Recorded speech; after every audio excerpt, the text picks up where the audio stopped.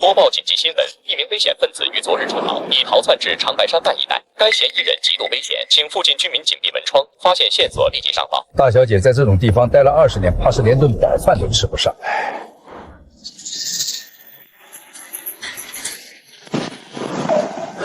已经封山了，必须赶紧抓个人质，弄辆车冲出去。对，就那个型号的，你别整那些没用的，我要拿它开个冰雪大世界，价钱好说，那几口油井你看着办。别动，老实点，把钱和车钥匙交出来，不然捅了你。没有，你唬谁呢？上次给老毛子修的时候，俺可是在场。老东西，我跟你说话呢，我可是杀人不眨眼的。哼，哪来的山炮，耽误我谈几个亿的生意？喂，翻译呢？让那老毛子接电话。Dava 60. Хватит болтать, это моя цена.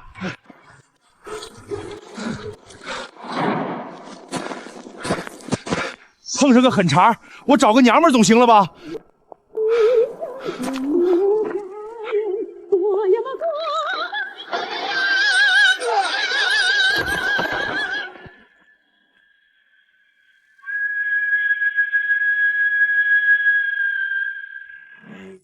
哎呀妈呀！这大白天的，谁搁墙根下睡午觉呢？是后宫，老太太总能抓住吧？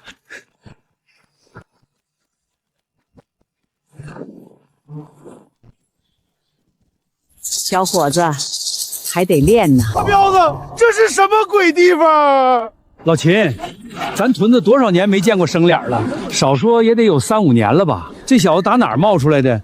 咋这么埋汰？现在的年轻人素质是真不行，我还没用力他就躺下了。妈呀，咱屯里咋还来个要饭的呢？瞅瞅这脸，咋摔成这样？也太惨了吧！人畜无害，都别过来，全给我退后，给我弄辆车，马上，不然我就弄死他！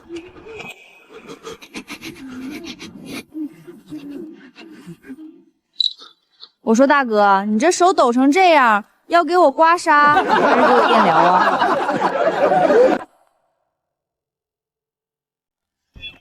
笑都笑什么？我可是杀过人的，再笑我先给他放血。大哥，你这词儿整的太土了，有没有点新颖的话啊？闭嘴！你说你惹他干什么呀？完喽，这回是大罗神仙也救不了你了。啥意思？王奶刚给我摘的大西瓜，我还没造完呢。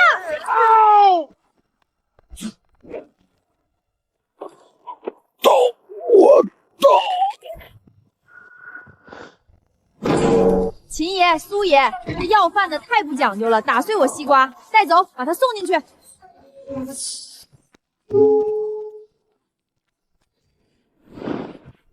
走。这是大变活人，还是赶尸？这村子里的人怎么都这么邪门？管家，看这眉眼，那就是咱家大小姐啊！村长，事情就是这样。赵小毛姑娘是我们江南宋家失散20年的真千金，我们这次来是要接她回去。啥玩意儿？千金大小姐逗我玩呢？我这模样哪点像千金了？是真的，亲子鉴定都做过了。这次接您回去，除了认祖归宗，还有一件大事，履行与周家的联姻婚约。小苗啊，爷听你的，爷现在就把这俩穿西装的撅出去。村长，我们是文明人。哎，问你个事儿，你们那江南是不是遍地都是那种带着8块腹肌的小鲜肉啊？这回大小姐，江南人杰地灵，那确实有不少青年才俊，身材匀称的也挺多。妥了，俺去。爷，咱这屯子俺早带出剪子来了，成天对着秦爷、苏爷那老褶子脸，这审美都降到脚脖子了。南方帅哥多，俺必须得赶紧过去洗洗眼。你这丫头真是女大不中留。赵小蛮，哼，一个乡下野丫头也想回来跟我抢，我会让她知道，这宋家的一草一木，除了我，谁也别想碰。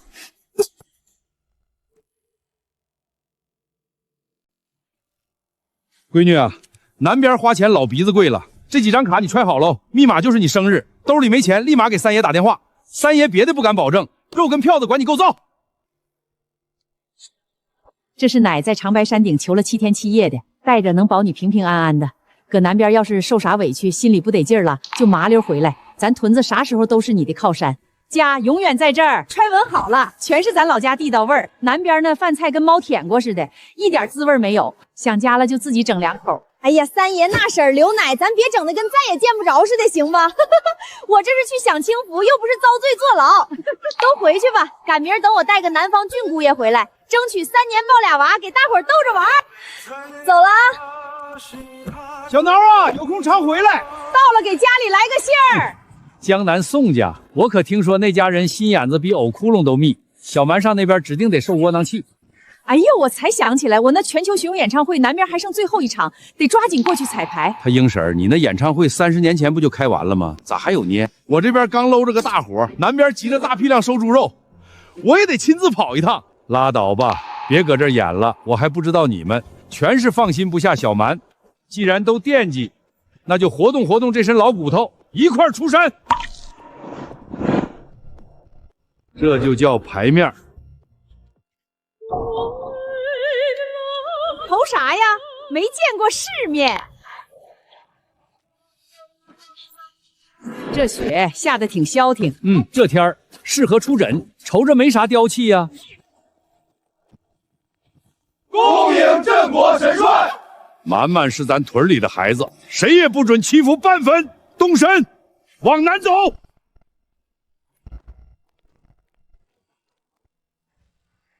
哎呀，这就是小南姐姐吧？你终于回来了，姐姐大老远辛苦了，快喝口热茶暖暖身子。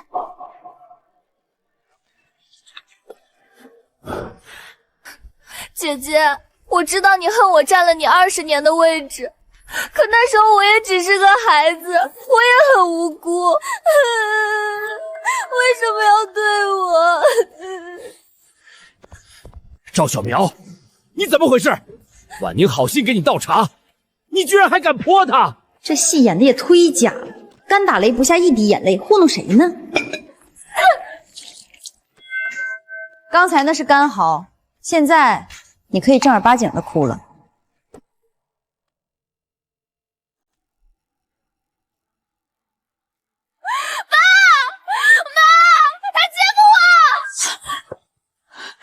小挠，你怎么能这么恶毒？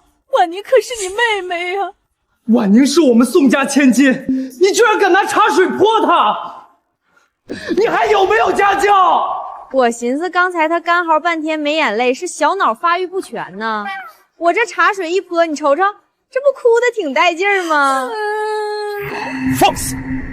赵小毛，宋家是有门体面的地方，容不得你这般胡闹，立刻给婉宁道歉。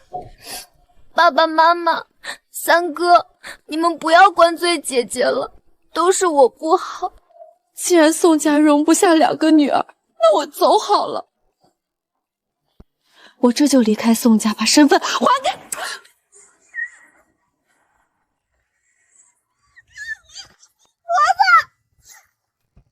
别说我亏待你啊！师傅，上火车站，孩子急着赶火车回老家，赶紧的。好嘞，坐稳了您呢。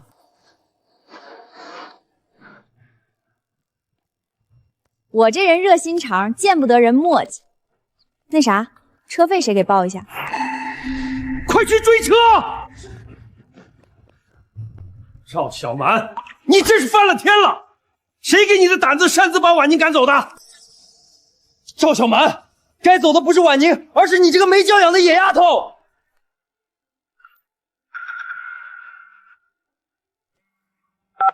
大少，我们周少爷想确认一下联姻的人选，你们宋家到底定好了没有？行了，一个个吵吵把火的搁这演啥呢？真拿你们这地儿当块宝了？姑奶奶我不伺候了，谁爱待谁待。小蛮，等一下，周家刚才来电话了，如果小莫不去联姻，就得婉宁去。我不嫁！谁不知道周家那个费少爷是个病入膏肓的疯子，动不动还会打人！我不嫁，死也不嫁！那就跟我没干系了。既然这屋里没一个待见我的，那我回我的靠山屯喂猪去。我看谁敢赶走我的大孙女！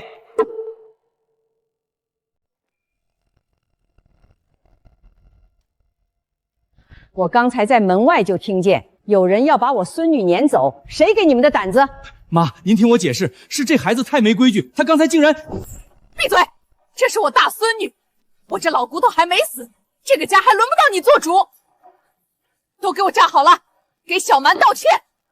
对不起，小蛮。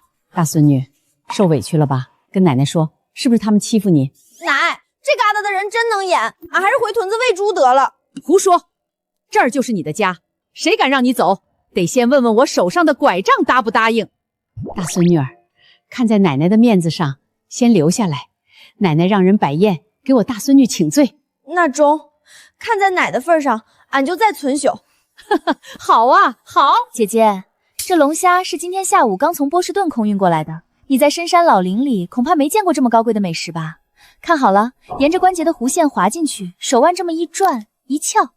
姐姐，多练几次就会了，别弄伤了手。是啊，小南，要是实在不会吃，就让婉宁帮你切好了。哎呀，烤着老过火了吧？还有这玩意儿，味儿太冲，人本来的味儿全闷没影了。哎呦，白瞎了。大小姐说的是，确实多烤了2分钟。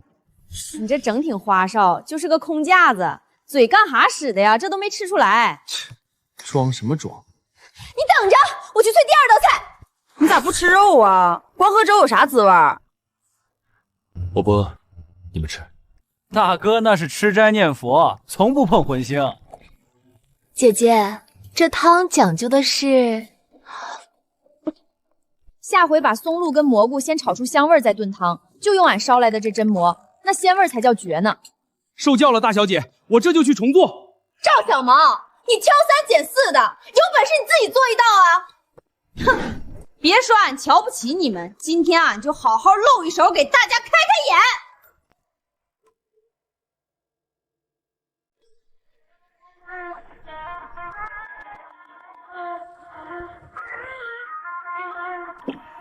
锅包肉也敢上桌？大哥，这不是给他们吃的，是给你吃的。姐姐，你糊涂了吧？大哥信佛，你让他吃肉，他那是肉类过敏，一吃就吐，才不是啥信佛。我这锅包肉里加了长白山的药草，正好克你的过敏。好吃。这怎么可能？谨言可是连闻到肉腥味都要吐半天的人，今天居然开荤了。我确实是因为过敏才不敢吃肉，没想到竟然真的没事，甚至还想加碗米饭。不可能吧？这有什么好吃的？确实不错，真的开胃，酸酸甜甜的。姐姐辛苦了，这道菜确实精彩，快尝尝刚出锅的甜汤，润润嗓子。啊！我的头发，我的裙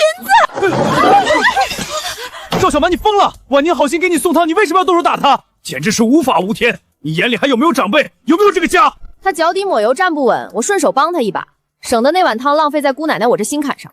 我这人直，从不给别人第2次泼我的机会。姐姐，我只是想让你润润嗓子，你就算再不喜欢我，也不用这样糟蹋我的心意啊！你少在那血口喷人！婉宁是什么样的人，我们心里清楚。我看你就是嫉妒她，故意搬弄是非。小蛮，你那没人教你做揣测他人，这么小肚鸡肠，传出去丢的是我们宋家的脸。厚道！要是这碗汤真泼我背上了，你们是不是又要搬出一堆大道理，说什么婉宁不是故意的，说她年纪小手滑，让我这个当姐姐的大度一点，别跟她计较。怎么烫在她身上就是心头肉，烫在我身上就是理所应当？告诉你，我赵玄字典里没有退让2个字儿，我只有信奉句话：打得一拳开，免得百拳来。你这个逆女！今天我不动家法！够了，都给我闭嘴！说得对。看看你们一个个锦衣玉食供着，心思却全花在这些上不得台面的勾心斗转上。小毛这性子够直够硬，我喜欢。从明天起，这个家的家风就交给小蛮来整顿，谁要是敢不服，直接给我卷铺盖走人。奶奶，您糊涂了吧？凭什么让他一个什么都不懂的来管家？他除了会撒野，还有什么能耐？凭这个够不够？还想整顿家风？先教教你什么叫尊卑有别。大小姐，老夫人歇下了，我带您去您的房间。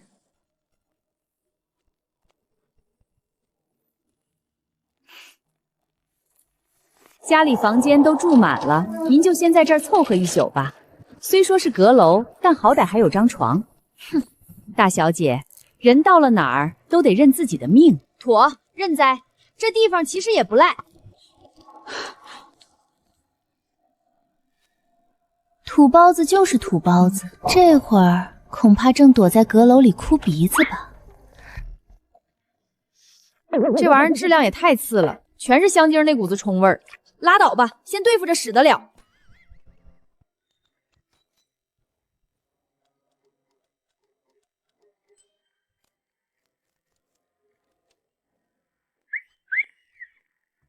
今天这澡泡得真舒服。我门呢？这下可算严实了，再也不惯冷风了。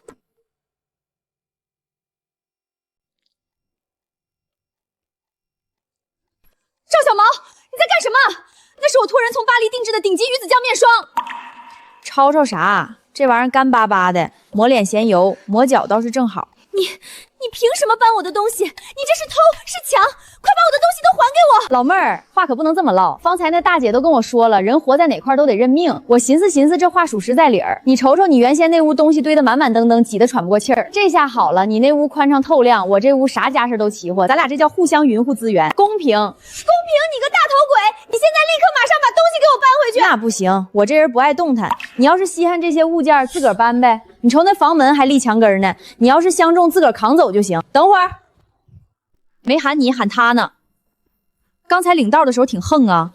我问你，是不是你把我安排到阁楼，还顺手把这屋水电给我掐了？是我干的又怎么样？家里房间本来就满了，你一个土嘴太碎，欠收拾。行了，别在这挡道，去喊人去吧。三哥，你看看他把我的房间全搬空了，连门都给卸了，他还打人，你看看刘姐的脸。烦了，真是烦了！这野丫头还真当宋家是她撒野的地方了。赵小满，你给我开门！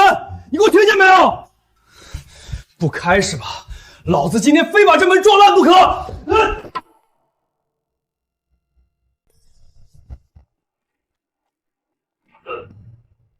哎妈呀，三哥！深更半夜，你这拜年姿势整得挺独特呀！我可没红包揣着给你。那是我的全球限量款耳机，你这个强盗，谁准你戴的？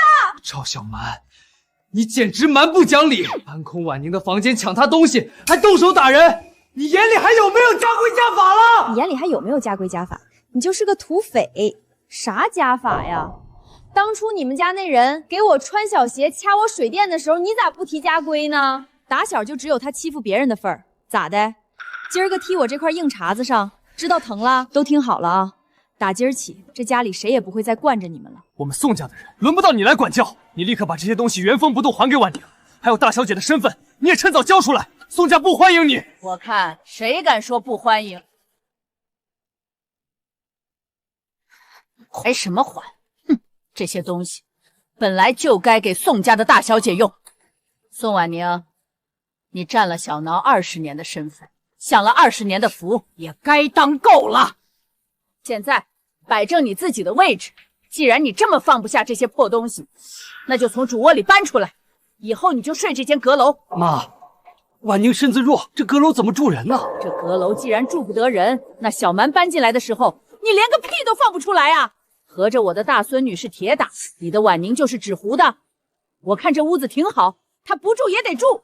至于这个吃里扒外的东西，故意克扣大小姐的水电，开除。宋家不需要这种仗势欺人的东西。老夫人饶命啊！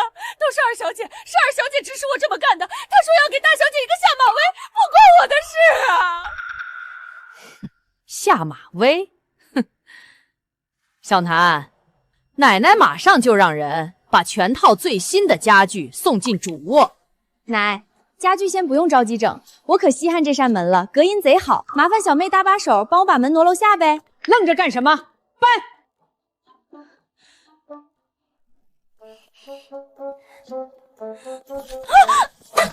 赵小南，你后天的寿宴，我要让你丢尽脸面，彻底滚出宋家。少爷，您怎么了？需要我进来吗？别进来。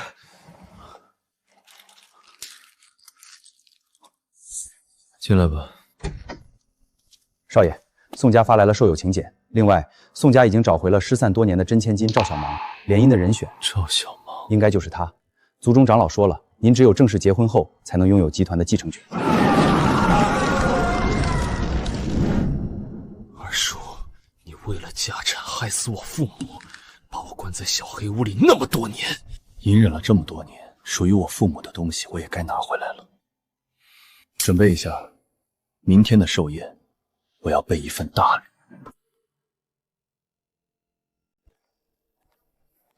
婉宁小姐真是越来越漂亮了，不愧是咱们江南第一才女，这气质简直是天生的名门闺秀。可不是嘛，宋家有婉宁小姐这样的千金，真是好福气呀！今天我就要让所有人看清楚，谁才是宋家真正的唯一的千金大小姐。献礼开始，林家贺寿送百年长白山野山参1对，王家贺寿送乾隆御笔百幅图1轴，李家贺寿送南海合浦大珍珠项链1串，祝老夫人福泽延绵。奶奶，这是孙女特意请了3位木雕名师，用一整块极品老坑翡翠雕琢而成的万寿长青桃，祝奶奶福如东海，寿比南山。天哪，这成色，这雕工，起码值几百万吧？婉宁小姐真是孝顺。姐姐，听说你大老远从长白山回来，肯定给奶奶准备了什么了不得的稀罕物吧？快拿出来让我们开开眼呀！可不是嘛，长白山可是人杰地灵的地方，肯定比咱们这些俗物强100倍。那是必须的。我乃70大寿，我这个当大孙女的能含糊吗？这是寿礼，这不是腌酸菜坛子吗？姐姐，你是不是搞错了？今儿是奶奶的寿宴，不是腌酸菜大会。这坛子搁在这儿，不怕熏着各位贵客的衣裙吗？酸菜，你就送奶奶一坛子烂酸菜来糊弄？菜市场1块钱1斤，不比你这好。赵小毛，胡闹够了没有？赶紧把这脏东给我抬下去！小南，别惹奶奶生气，快把我准备的那对羊脂玉镯子拿出来顶一下，就说坛子是开玩笑的。急啥？你们懂个嘚儿，这叫宝贝。这坛酸菜是俺们靠山屯90岁的王奶亲手腻的，王奶腻了70多年酸菜，零下4来度的大冷天，别人家的酸菜都冻烂了，他家的酸菜冻完了更脆生。这白菜是寒露下种霜降收的黄心大白菜，搁雪地里晾它个3天3夜，专挑里头最甜的菜心，配的水是长白山松花江上游的山泉水，自出来不发黑不生花。最打紧的是这坛子里除了盐，还放点这个山楂叶，再搁点那个野山芹，还有长白山上的松树毛子。山楂叶回甘，野山芹提鲜，松树毛子防腐。这坛子只要不开封，搁100年都不带坏得。王奶奶常念叨，酸菜是穷人家的肉，长白山的冬太长了，没这口酸菜，这人根本熬不过去。她用75年的时间，1辈子的功夫就钻研了这一件事，把它做成了手艺。这坛子玩意儿不值几个钱儿，但她是一个90来岁的老太太，用她一辈子钻研出的最好的东西。妈，您别生气，小毛这孩子从小在乡下野惯了，不懂规矩，我这就让人把这破坛扔出去。这土包子死定了，敢在奶奶的寿宴上送这种垃圾，今天谁也保不住他。这风泥的手法，这味道，难道是王秀姨腌的酸菜？奶，您认识王奶？何止认识啊！我小时候在东北腌的酸菜长大的，后来到南方几10年，找了无数名厨，我就盼着这一口啊！你们一个个只知道盯着那点金安玉的爱慕虚荣，在我眼里，今天这满屋子的奇珍异宝，加起来都比不上小毛这一件用心。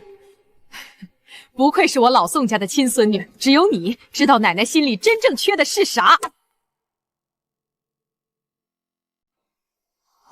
就是这个味儿，20年了，我做梦都想这一口。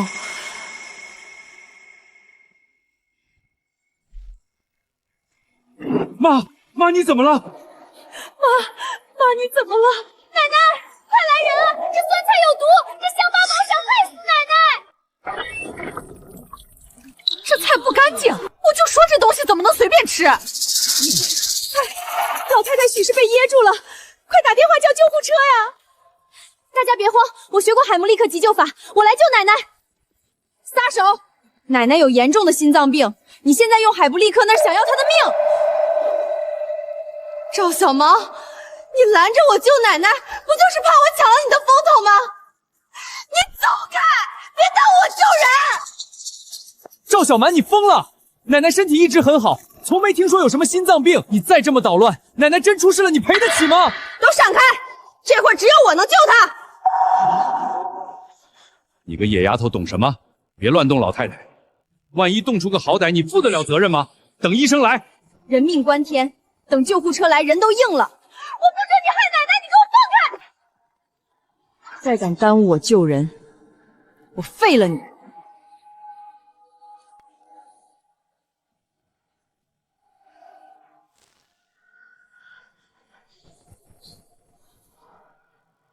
脉沉而紧，这是宗气堵了心经，硬排绝对不行。大椎通百脉，至阳贯心经，宗气走禅中，心肺一气通。奶奶，奶奶没气了！赵小苗，你把奶奶打死了！你这个小喵，你干的好事！保镖，把他给我死死按住！我今天必须要好好教训他！都给我住手！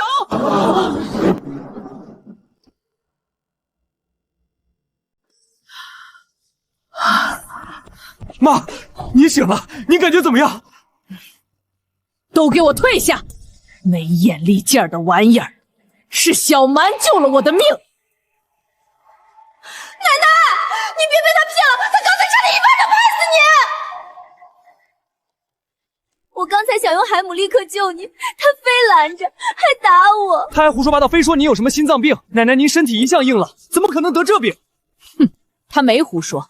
我上个星期刚去私立医院查的，医生说我有轻微冠心病。丫头，你这一手出神入化的推拿是跟谁学的？跟我学的。你有意见？秦爷，医圣秦老根真的是秦老，那个曾在世界医术大赛连胜100场，击败东西方无数高手的当代医圣。据说他一生问诊只看命缘，命里无缘，任何人请他都没资格。没什么大碍，这丫头下旨极准，救得及时。海姆利兹对普通野史确实有效，但对有冠心病的老人，那就是催命符。腹部冲击会强力压迫胸腔，导致回心血量骤减，诱发心脏骤停。刚才要是真让你按下去，怕是可以直接开席了。败家子啊，真是败家子！这可是他王奶亲手做的药膳酸菜，这里面加了我精心调制的几十种名贵草药，专门用来补气驻颜、疏通经络，千年人参都换不来。秦老说的对，我刚才就吃了一小块，现在感觉浑身热烘烘的，之前的胸闷气短全没了，腿脚都有劲儿了。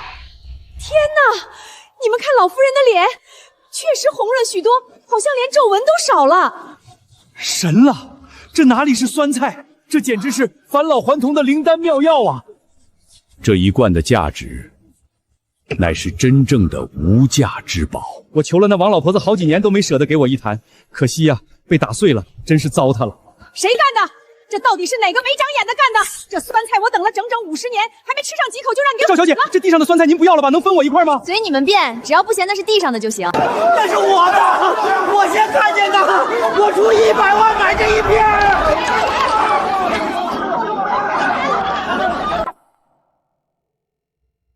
老头儿，你咋跑这旮瘩来了？上山采药，打这边路过，顺道过来瞅瞅你，怕你在这深宅大院里让人给欺负喽。就你那不分东南西北的路痴样，还没等瞅着我，自个儿先走丢了。上次给你买那智能机带没？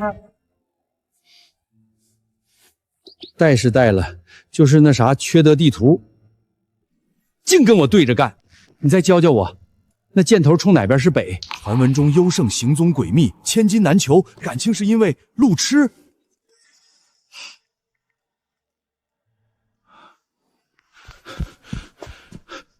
秦老，求您出山救小弟一命，哪怕要我1半家产都行。老夫早已封箱，不给旁人瞧病了。真想活命，求这丫头，她学医的天分比我年轻时候都厉害。闺女，趁这会儿大伙没盯住我，我得赶紧开溜。有事给我打电话，回头见。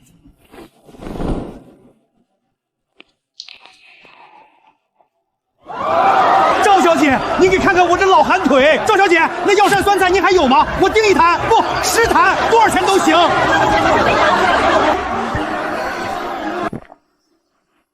赵小蛮，你个土包子，凭什么？我绝对要让你现出原形！瑶瑶姐，你可算来了！我刚才都快被赵小蛮欺负死了。怎么了？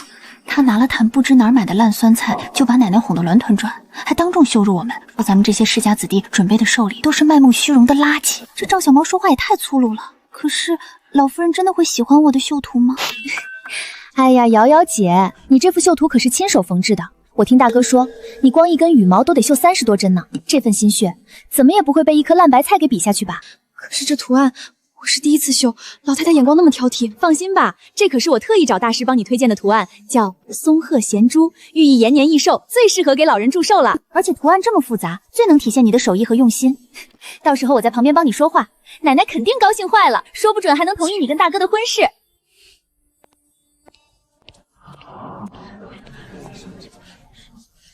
苏家长女，苏绣传人苏瑶，特线上亲手缝制的松鹤衔珠图一幅，祝老夫人福如东海，延年益寿。绝了！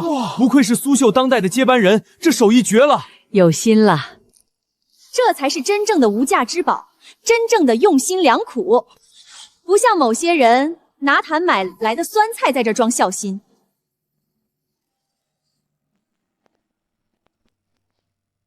未来嫂子，这苏绣真是你自个儿一针一线绣出来的？那当然，我花了4个月一针一线缝出来的。赵小姐，你可能没见过这种精细活，以后做事要认真点，不能这么浮躁。那实在对不住了，这幅绣品不能往墙上挂。你什么意思？这图不是给活人用的。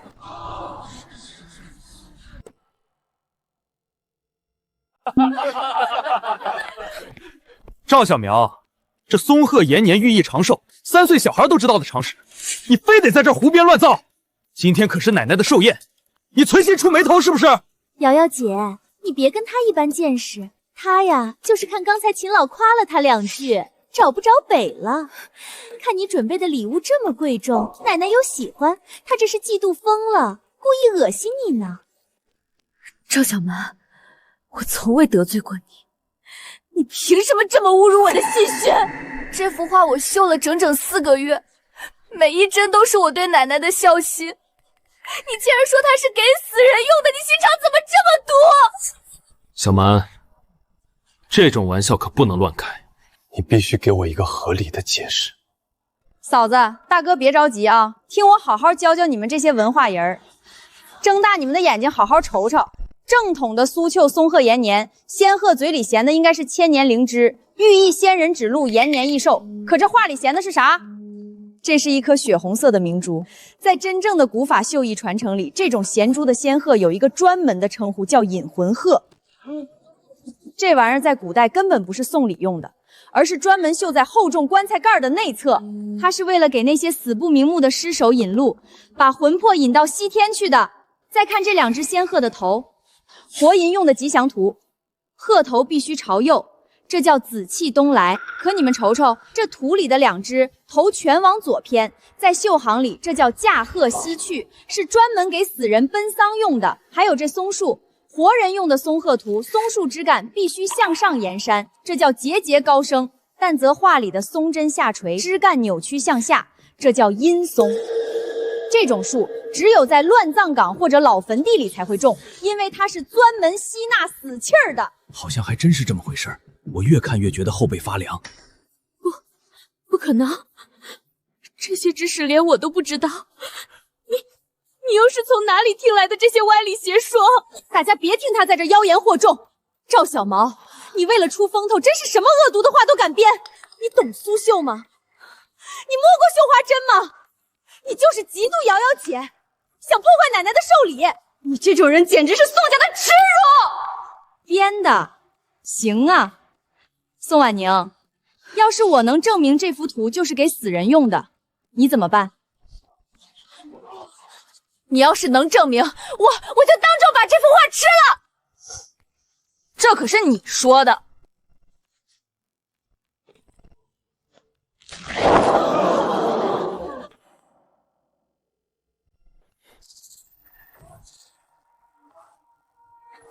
不，我的图！住手！你给我住手！我的鲜血！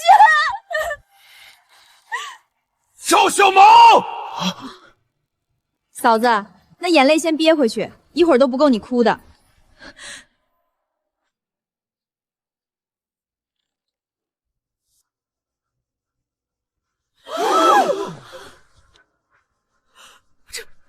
这是什么？这是什么鬼东西？这玩意儿叫贝字咒，属于老辈子传下来的古法刺绣，是种特别阴损、早就没人会的邪门绣活。这绣活做正面花哨花样糊弄人，暗地里玩损招。这玩意儿搁以前就是专门留着给那些恨到骨头缝里的仇家陪葬用的。把这玩意儿送给过寿的人，那纯属是盼着人家走了之后在底下都昂视不了，还得让人家家里活着的一辈辈后人全沾上晦气，不得好死。苏瑶，你好毒的心肠啊！不是我，奶奶，我真的不知道，我发誓我真的不不更敬重您啊？奶奶，苏瑶的性子您最清楚，她笨是没有这个胆量，这中间肯定有巨大的误会。误会？这针法是苏绣的变种，这字是绣在你亲手缝制的图上的。我本以为你只是脑子笨，反应慢，没想到你竟然藏了这么狠毒的心肠。这种心怀鬼胎的女人，绝对不能进我宋家的门。宋谨言，你给我听好了，你和苏瑶的婚事从现在起作废。奶奶，求您开恩啊！奶呀，急啥呀？这事儿还没整明白呢。我这未来大嫂吧，就是个没心眼儿的实在姑娘。就她那虎了吧唧的出，打破脑袋都想不出来。瑶姐，说吧，这玩意儿到底是谁给你的？是婉宁，是宋婉宁给我找的大师，说这图案工艺最复杂，最能体现我的孝心，我还给了他1000万的介绍费。苏瑶，你别血口喷人！我那是看你像只没头苍蝇似的乱撞，我好心好意随手在网上帮你找了个参考图，我哪知道什么被子咒，什么银松引魂鹤，我又不是绣娘，我哪懂这些？你自己可是苏绣世家的传人，这种基本的你自己都不懂，现在出了事居然想把脏水往我身上泼，你自己没脑子怪谁啊？婉宁，你怎么能这样？明明是你带我去见的那位大师苏瑶，那1000万我可是当着你的面亲手转给那个人的，你怎么能说你不知道？那1000万是给大师的见面费，跟我有什么关系？我可1分钱都没拿，是你自己贪功心切，想讨好奶奶，想疯了吧？你自己没本事看出破绽，活该被坑。小娘，救救我！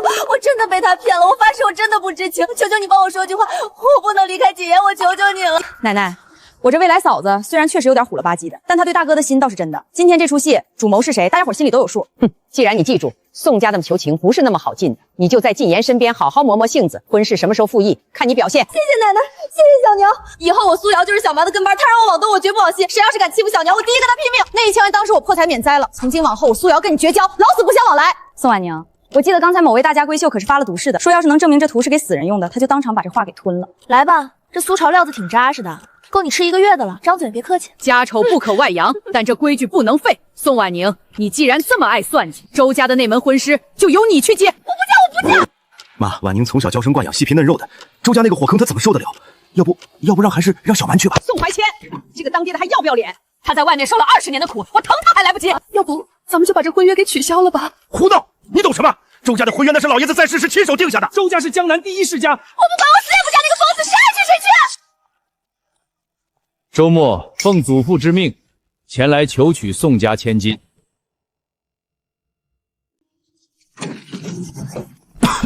这就是周家的长孙，传闻他自幼患绝症，看了无数行医都没治好。别看他病恹恹，这生气城府可不浅。你瞧那眼神，看人一眼就觉得骨子风冒冷气。这位的手段狠着呢。晚辈周末见过宋老太太。周家长孙大驾光临，老婆婆我倒是意外。听闻宋老太70大寿，周末理应登门祝寿。周公子太客气了，您派手下送来便是，快请坐。坐就不必了。我此次前来，除了祝寿，还有一件更重要的事。我是来向宋家千金求亲的。求亲？周家要跟宋家联姻？我的天，这女儿嫁过去，那不是纯纯大冤种吗？听说她性格阴晴不定，发作起来还会暴躁打人。这哪是求亲，这是催命啊！周少爷，虽然我确实才貌冠绝江南，但周少爷强扭的瓜不甜，婉宁福薄，自幼身体也不太好，恐怕照顾不好周公子。但我姐姐不一样，她从小在老林子里长大，体壮如牛，能一个人背着200斤的柴火上山，还能打猎采药。像周公子这样的万金之躯，正需要我姐姐来照顾。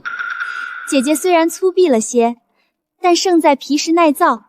多看看我姐姐吧。脸皮咋这么厚？真以为谁都稀罕你呗？哼，这也太惨了！刚从乡下找回来，又要被假千金往坑里推。谁说我要娶你了？你哪来的脸？我要娶的是宋家嫡长女赵小蛮。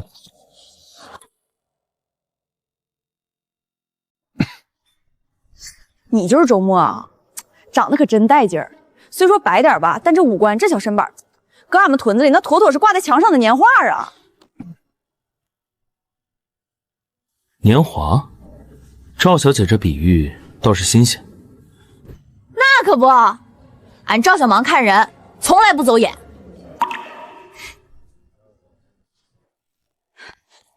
周末，你是不是疯了？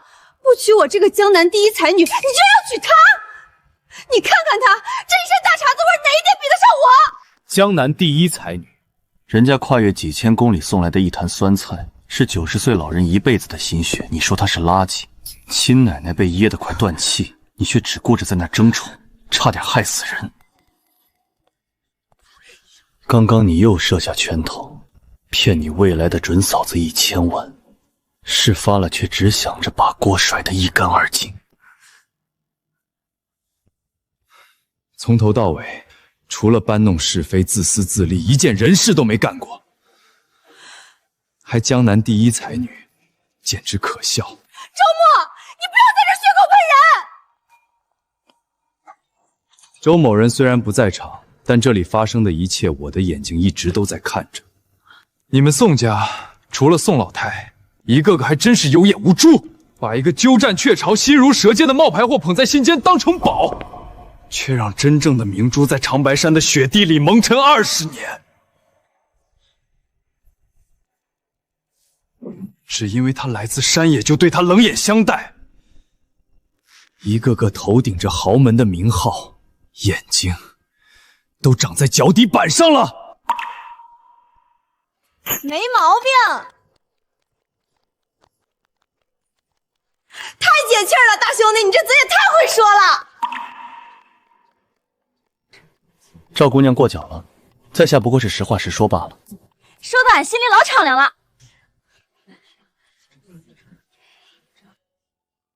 宋老太，晚辈周末今日特来为您祝寿。好孩子，快起来吧，你能来，奶奶就高兴。宋老太，我今日是来履行祖辈婚约，但我娶的绝非恶毒假货，而是宋家真正的千金，唯一的大小姐赵小曼。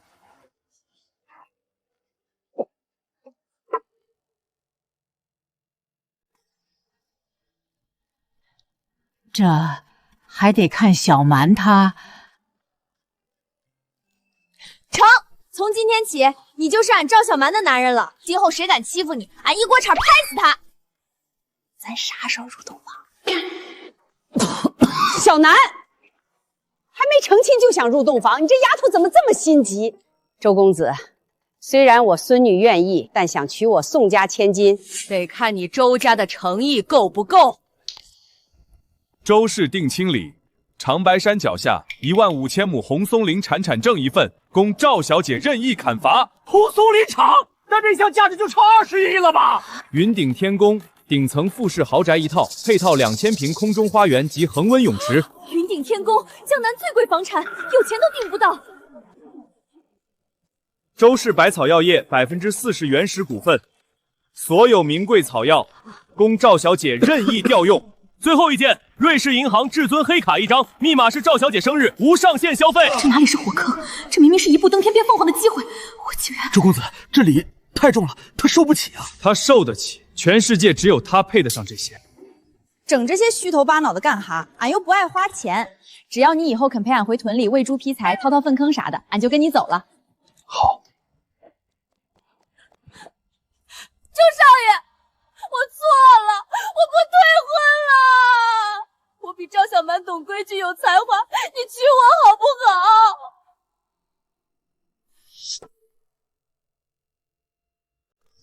哎呀妈呀，宋婉宁，你咋听不懂人话呢？撒开那爪子，再敢缠着俺老爷们儿，信不信我一巴掌给你呼南极喂企鹅去？松开，我嫌脏。宋先生，管好你的女儿，我不希望以后还有这种不干不净的人来打扰我，否则我不介意让你们宋家一夜破产。是，周公子放心，一定管好，一定管好。丢人现眼的玩意儿，给我滚回去！小南，去送送周公子，你们年轻人多聊聊。赵小姐，别人听到我的名字都怕得不行，你为什么不怕？怕你，大兄弟儿，你可真会逗闷子。俺在长白山老林子里头，那好几百斤沉的熊瞎子都得乖乖听俺的话。你这长得贼俊，说话又好听，不比那熊瞎子招人稀罕多了。更别说你刚才骂宋婉宁那几嗓子了，哎呀妈呀，简直忒漂亮了！要是让俺搁那骂，那词儿估摸都过不了审，得整满瓶逼逼的消音儿。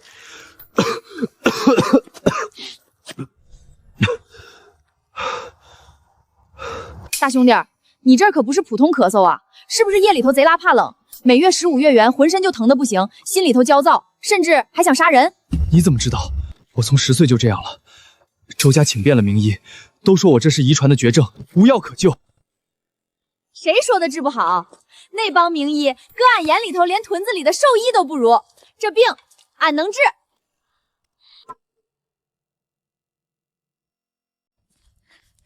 奶，今天周家那小子当众宣布要娶你，你心里到底是咋想的？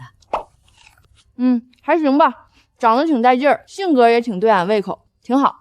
你跟奶奶说，你是不是怕奶奶为难，才勉强答应的？只要你心里有一丁点不乐意，你就大声说出来。奶，看您说的，俺赵小苗啥时候是个让自己吃亏的主啊？说实话，俺对那周末确实挺感兴趣的。俺俩性格也合得来，就是这突然要结婚了，俺这心里有点没准备好。没准备好？你是怕周家规矩多，还是怕那小子欺负你？俺是觉得吧，这大老远从靠山屯跑城里来，帅哥还没见到几个呢，咔嚓一下就结婚了，有点亏呀。你这丫头，我还以为你担心什么呢？想看帅哥，这有什么难的？哎呀，奶，俺是想看那种特别阳光的、自然的、充满朝气的。哦，奶奶明白了，你是想看男大是吧？妈呀，您还懂这词儿呢？既然这样，奶奶直接给你安排。下周开始，你就去江南最好的圣婴贵族大学上学。周家那边的婚事，奶奶亲自去说，反正都定下了，晚几天也没什么。咱先去大学里好好享受享受人生，看够了帅哥再说。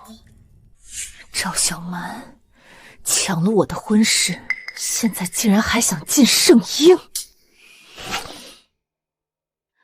好啊，既然你自己送上门来找死，那就别怪我不客气了。大学小老弟儿，嘿嘿，你瞅那细胳膊细腿的，还有那贼招人喜欢的腹肌。小蛮啊，周末那孩子性子冷，你得热乎点，多主动主动，这感情啊都是处出来的。主动点儿。策划库长省9·1多假天消局势工作和焦虑性的完全向甘肃。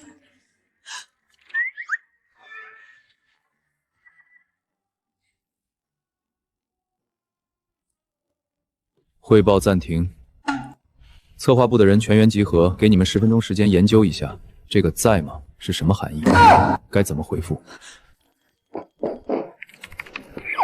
周总，经过我们大数据分析和语义环境推演，这2个字虽然简单，但背后隐藏着极强的互动诉求。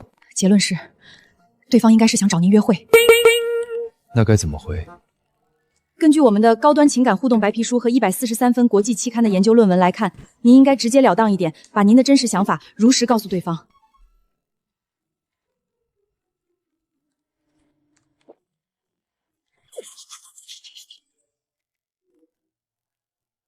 就这？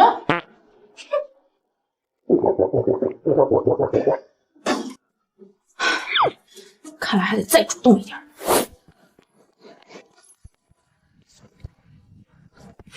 大兄弟，咋样？你瞅瞅，我这身打扮是不是贼有大学生那味儿？像。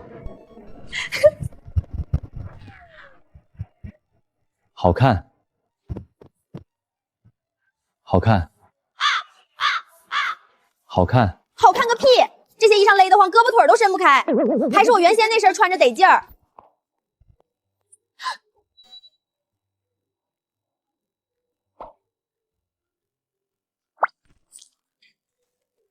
别去当电灯泡，没闻到吗？这叫恋爱的酸臭味。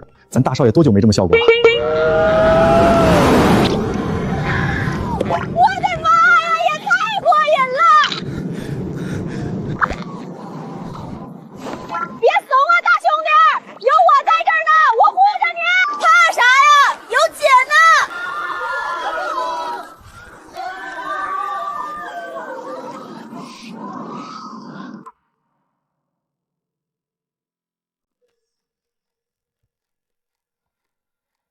妈呀，咋把俺拍的这么磕碜，像个刚下山的黑匣子一样，气死俺了！大兄弟，你眼光真好，俺也挺高兴的。明天俺一定在那啥圣婴大学混出个名堂来。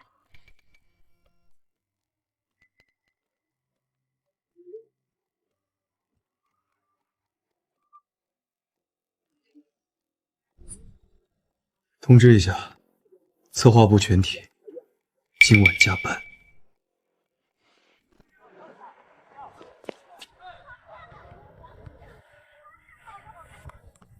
这就是青春的味道啊！到处都是南大的气息，城里真好啊！哎，哥们儿，这大雪里还能这么开车，不怕把人撞出个好歹来吗？那可是江南4大豪门之一的许少、许杰，圣婴的头号校霸，谁敢管他呀？这就是婉宁说的那个乡巴佬。这乡巴佬吓傻了，怎么不知道躲开？炮，这哪儿来的不要命的？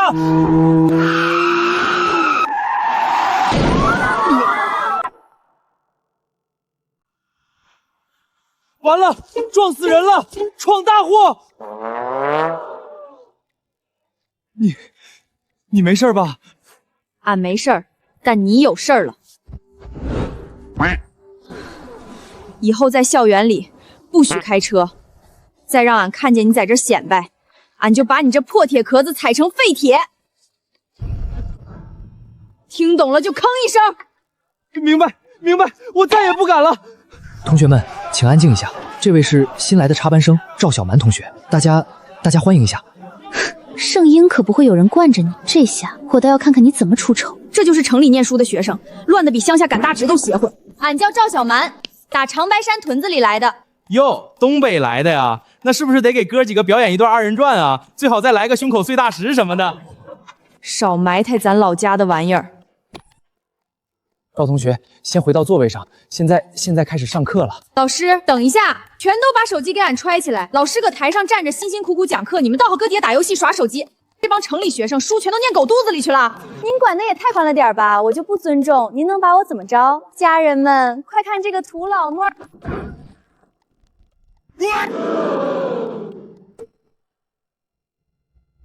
俺再说一遍，所有人上课把手机关喽。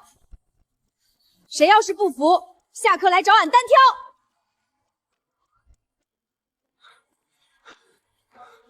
许少，您可算来了！快看那个土老帽，他把我的手机打坏了，还威胁全班收手机。妈呀，怎么跟这个活阎王一个班了？哎，老师讲到哪儿了？许少，你拿错书了，这节英语课。看来俺们的许同学很得意念书嘛。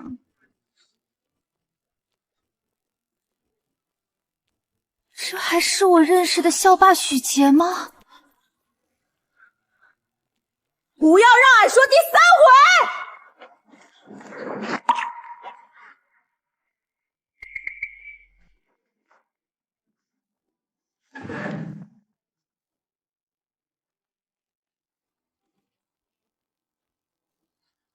许少今天是怎么了？吃错药了吗？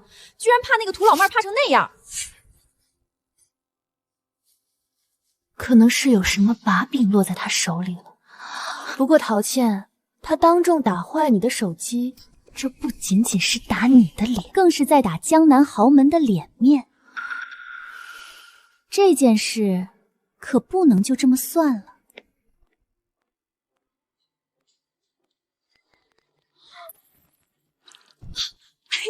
我这腿太长了，一不小心就伸出去了。你故意的。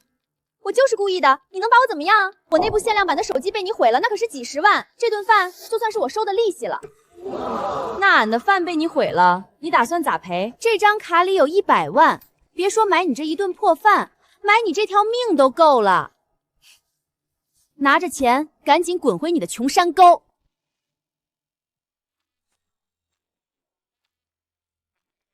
100万，那俺能买你10条。周氏集团的至尊黑卡，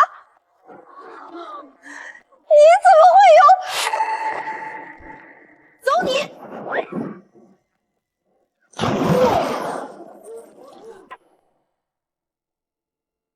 哎呀妈呀，对不住啊，俺刚才脚底下一打滑，差点栽喽。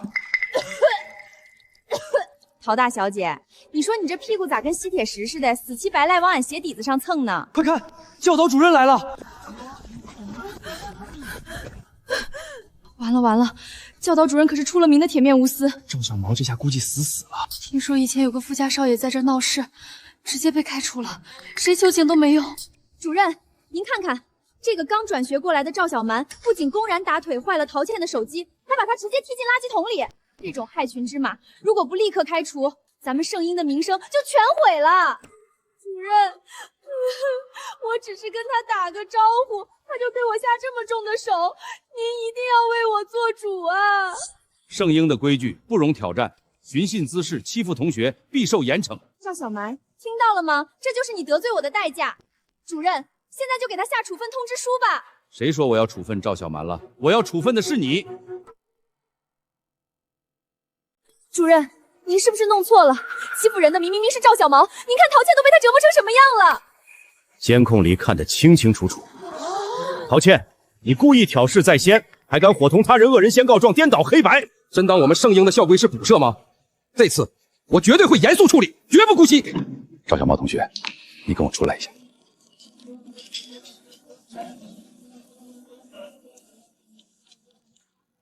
哎呦喂，小南丫头，你咋窜咱学校这儿了？二叔方才险些没把你认出来。我的妈呀！你这不就是咱屯子那个八爪子墙头被我爷拎着火弓子撵出去3里地的钱二叔吗？你可真能藏啊！现如今都当上教导主任了，挺深呐。那都是多少年之前的老糗事了，可别往外唠了。二叔现在那可是正经人，还不是村长放心不下你，安排咱几个老结巴分头进城，专门盯着护着你嘛。你可快拉倒吧！就我这身手，向来只有我收拾别人的份儿，谁有胆子敢招惹我？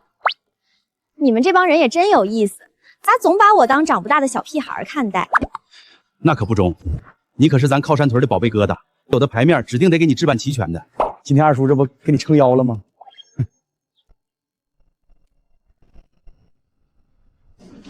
现在播报一项重要决定：听查时，新同学赵小蛮在面对霸凌时勇敢站出，及时制止了恶劣的挑衅行为，特此给予通报表扬。我离开学校才10几年，校园风气竟然乱成了这样。现在我宣布，从即日起，圣婴正式开启铁拳行动，全面整治校风事迹。完了，好日子到头了。陶倩作为典型分子，情节严重，影响极其恶劣，给予开除学籍处分。宋婉宁，恶人先告状，试图蒙蔽校方，严重违反校规，记大过一次处分，再有违纪，直接开除。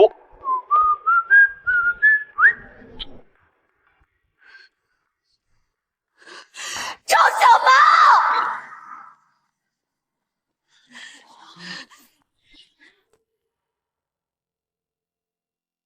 小蛮同学，听教导主任说你是农村转过来的，咱们学校的课程进度快，怕你跟不上，先拿这套卷子测试一下你的底子，慢慢做。最后那2道大题是奥数难度的，做不出来也没事，别着急啊。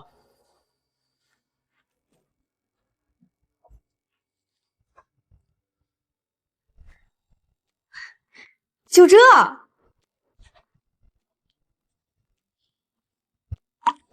怎么样，小挠？第一面做完没？这全做完了？这可是困扰了国际数论专家3年的难题啊！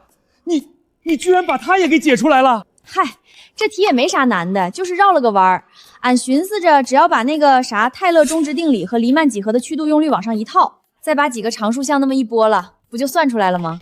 泰勒、黎曼，你是哪个名师的高徒？还是从科大少年班秘密转来的天才？俺没上过学，就是搁屯子里跟杀猪的胡三爷打过2天算盘。奇才，简直是旷世奇才！小蛮同学，下个月的国际奥数竞赛，你一定要代表学校参加。哎，赵小毛，你来看看这道题。你问他，我这个专业课第1都没头绪，他一个深山老林里来的，怕是连题都读不懂吧？杀！赵小萌，你敢骂我？俺没骂你啊，俺说这道题的答案是沙壁。沙漠地区风力侵蚀形成的陡壁状地貌，这种地貌在俺们长白山背后的荒原里到处都是。我勒个豆，真是沙壁！答案写着呢。你看，沙壁，婉宁真的是沙壁呀！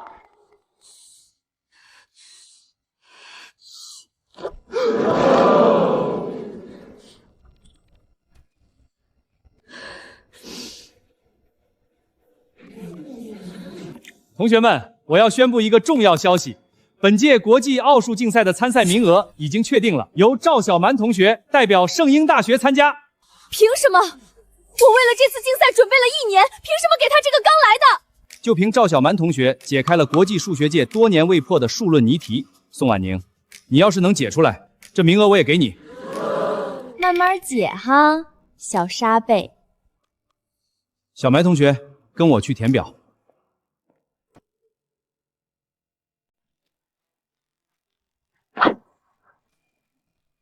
好，不愧是社长，看来这一届的高校锦标赛冠军又是赵哥的了。那是自然。婉宁，怎么了？谁欺负你了？哥，是那个赵小毛，他今天在班里当着所有人的面骂我是傻逼。什么？他居然敢这么骂你？他说我也就罢了，他还说你那个什么击剑冠军全都是靠家里砸钱堆出来的花架子。他说你的动作又慢又软，还不如他们农村用的杀猪刀。杀猪刀？他拿我的荣耀跟杀猪刀比，带路，我倒要看看他的嘴到底有多硬。赵小蛮，你给我站起来！谁在这儿嗷嗷吵吵？没瞅见俺正捋明白奥数题呢？你刚才为什么当众骂婉宁是沙币？还有，你凭什么说我的击剑冠军是花孝子，还不如你们东北的杀猪刀？哥，其实你可以不用把那2个字再重复一遍的。第1句，俺认。因为俺这人爱说实话，你妹确实挺像那玩意儿的。但第2句我不认，这宋婉宁搁这扒瞎呢，这么明显的挑拨离间你也能信？你可真是驴粪蛋表面光，里头全是浆糊啊！趁早回炉重造得了。我不管你是怎么说的，既然你敢蔑视击剑，敢蔑视我的荣誉，敢不敢跟我比一场？没空，俺还得准备奥数竞赛呢，哪有心思陪你在这过家家？怎么怕了？你除了会动动嘴皮子和蛮力，遇到真正的体育竞技，连碰都不敢碰一下，怕原形毕露是吧？你少拿话挤兑俺，比西洋剑是不？俺应下了。怎么比？你划下道来。下周有一场全市高校击剑锦标赛，到时候我们公开比一场，输的人当众给对方跪下道歉，滚出圣婴。妥了，俺倒要瞧瞧你这所谓冠军能不能扛住俺这杀猪刀的力道。周总，圣婴大学那边出事了，赵小姐接了宋家3少爷的击剑挑战，要在下周的锦标赛上公开决斗。击剑？他还会击剑？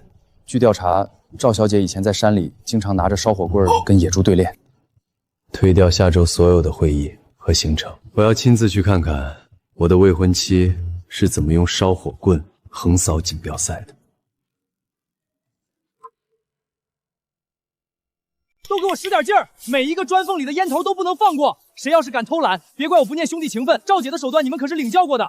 徐老弟，瞅那边草丛还搁那儿有个易拉罐呢，赶紧麻溜给俺捡喽！劳动最光荣，这话没毛病吧？是，赵姐教训的对，俺们这就去捡。省得你们这帮小崽子一天天闲得无几八瘦的，净琢磨咋欺负老实人。那个宋婉宁，别偷懒。赵小毛，你就再嚣张这最后几天吧，等下周锦标赛，看我哥怎么在全校面前把你戳成筛子。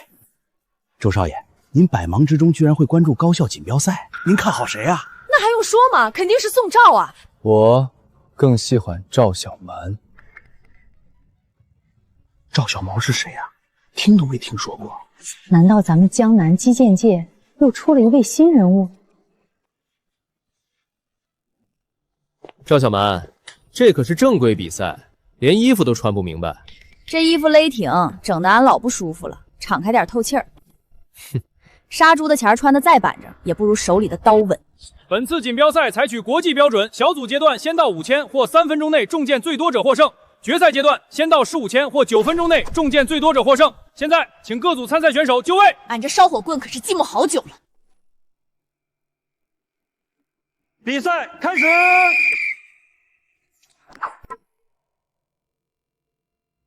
好的，观众朋友们，现在场上进行的是小组赛第1轮。圣婴大学的王牌，上一届亚洲锦标赛冠军宋兆，正在2号剑道展现他无可匹敌的统治力。5比0，碾压式的胜利，宋昭选手仅用时45秒就解决了战斗，这就是冠军的实力。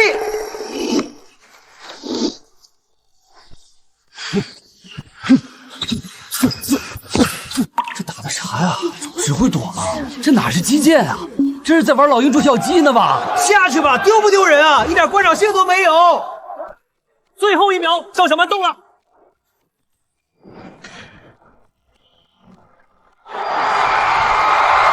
虽然赵小蛮同学获胜了，但这种最后1秒捡漏的赢法，确实观赏性稍差了一些。果然是靠运气，赵小蛮，我倒要看看你这缩头乌龟能躲到什么时候。不仅躲得漂亮，连力道都控制得刚好。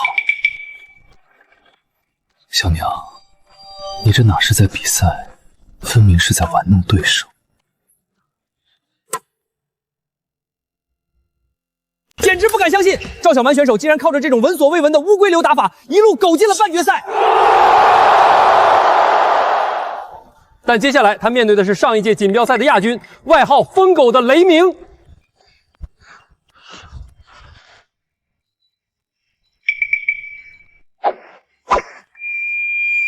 又是这一招！天哪，赵小蛮选手居然用这种方式一路赢到了决赛，这打的是个什么？小蛮姐牛，看见没？这就是技术，这叫心理战术，你们懂不懂？把体力消耗控制到最低，同时在精神上彻底摧毁对手，简直赏心悦目。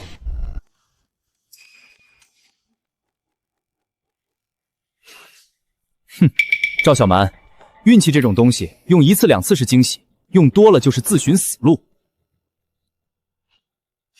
我说三哥啊，你这一路砍瓜切菜的，挺累挺吧？把体力全霍霍在那帮杂鱼身上，待会儿决赛上场，你还能拎得动你那把剑不？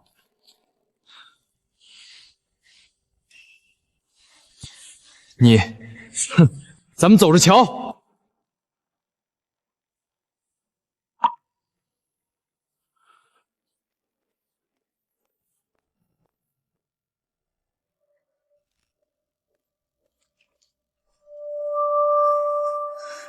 赵小蛮，你这种土包子怎么配站在决赛的舞台上？一会儿剑断了，我看你还拿什么赌？下面进行本次锦标赛的最终决赛，由圣婴大学代表队宋兆对阵圣婴大学代表队赵小蛮。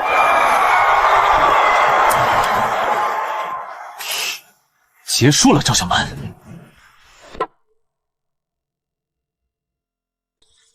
决赛开始，宋兆选手发动了疯狂的进攻，他根本不打算给他任何喘息和躲避的空间。10比3，比分拉开了。赵小蛮选手的乌龟流失效了，在绝对的力量和速度面前，只会躲避是没有任何意义的。断了！赵小蛮，你的剑断了，你输了！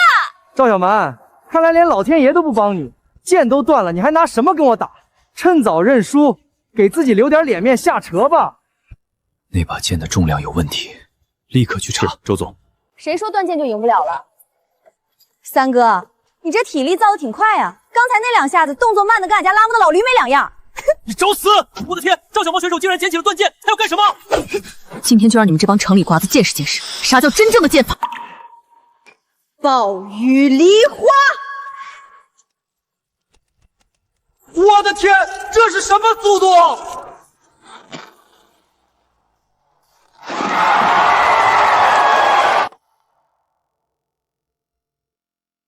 怎么可能？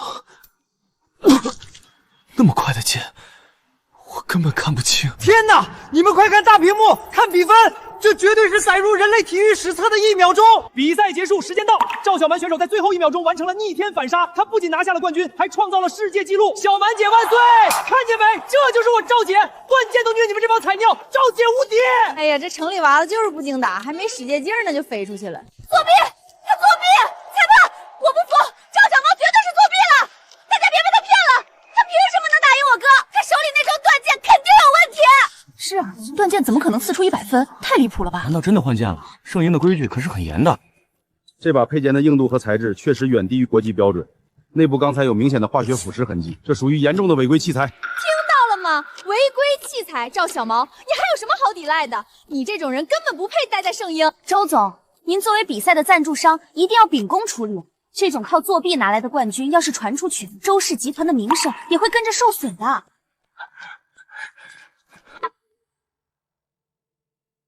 鉴于胚浆材质确实存在严重违规，根据锦标赛章程，对于赵小蛮选手的比赛成绩，我们决定不对，给俺闭嘴！妈呀，老叔，这裁判是你啊！我说咋长得虎背熊腰的？宋婉宁，你少在这贼喊捉贼！俺在那休息室门口早就瞅到你鬼鬼祟祟的了。各位看好了，这佩剑除了裁判和选手，根本不会让第三个人接触。这把劣质剑上现在可是明明白白留着宋婉宁的指纹呢，你咋狡辩？俺看你分明是故意陷害俺大侄女！你这种心肠，搁屯子里都要被塞进猪笼成河底。周总，监控录像已找回，正准备销毁证据的宋家保镖已抓获。天哪，宋婉宁这也太恶毒了吧！这就是所谓的江南第一才女。这种人怎么配待在咱们圣婴？宋婉宁，你个臭不要脸的！原来是你搁背后使坏！这不是真的，你们为什么都要帮他？我才是宋家的掌上明珠。宋婉宁，你真让我恶心！我不需要这种肮脏的手段来赢比赛。从今天起，别再管我叫哥，我没你这种妹妹。刚才剑断的时候有没有伤到？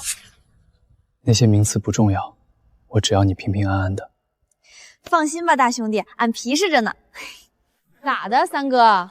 输了不服气儿，想找俺再练练？我认输，技不如人，我认。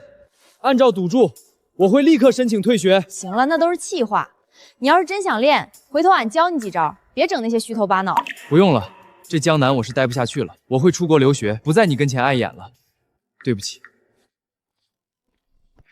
这城里娃自尊心真特么强，动不动就整这出。赵小姐，不好了，周总不见了！你把舌头给俺捋直了，一个大活人咋能丢了？在哪儿丢的？就在休息后台，周总说要给您拿冠军礼物，让我在这守着。等我听到动静赶过来，人已经没了，就剩这把刀掉在地上。看监控没？查了，是一辆没挂牌的灰色面包车。俺问你，你家少爷平时有啥死对头没？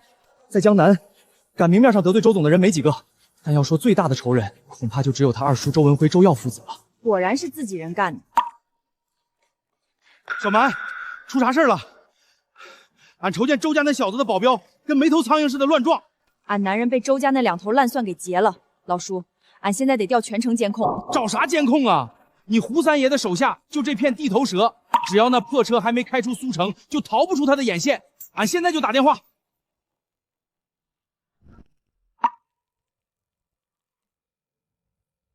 断了，线索断了。周总要是有个三长两短，我也活不下去了。哭天抹泪能把人哭回来？看这儿，这车的避震压得很低，说明车里负重很大。消失3分钟后，下个路口的虽然还是灰色面包车，但避震高度变了，他们一定在这儿换车了。这附近唯一的视觉盲区是个废弃冷库，如果俺是绑匪，换车后一定会选择最不容易引起怀疑的路线。城郊东湖烂尾楼那儿地形复杂，到处是没完工的钢筋混凝土，最适合藏人。那咱们赶紧带人过去。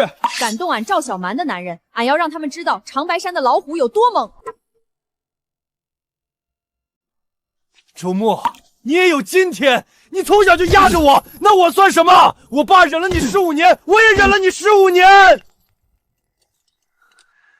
只要你死在这里，周氏集团就是我们父子的了。你以为杀了我就能坐稳那个位子？我父亲的那些老部下还有董事会会放过你们？放过我们？哈哈，他们根本不会知道你死在谁手里。我会告诉所有人，你是被那个外来的给克死的。你是不是还在指望你的助理来救你？别做梦了！这栋楼里我早就买好了几百公斤炸药，只要他敢踏进这道门，我就送你们一起上西天。周耀，有本事冲我一个人来，不要牵连无辜的人。我最喜欢看的就是你在乎的人死在你面前，你却无能为力的样子。八脸，周大少爷身子骨弱，下手悠着点，别一下子打死了。是，周少爷。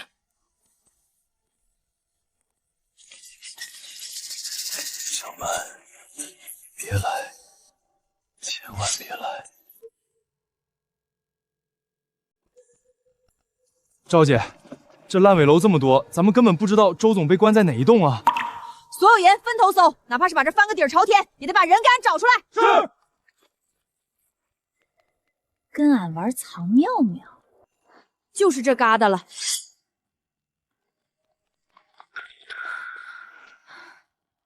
哎呀妈呀！难道俺算错了？有人在抽烟。周公子，借几个钱给兄弟们花花吧，我能让你死得痛快点。有本事，现在就打死我！挺硬啊，周公子。既然你这么想死，那我就在你临死前告诉你个秘密。其实当年你父母死的那场大火，也是我放的。给我打！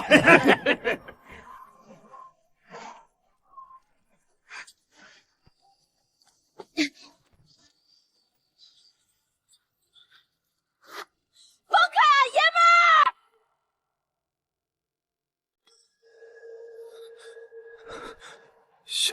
小蛮，哟呵，真有不怕死的，废了他！敢动俺爷们儿找死！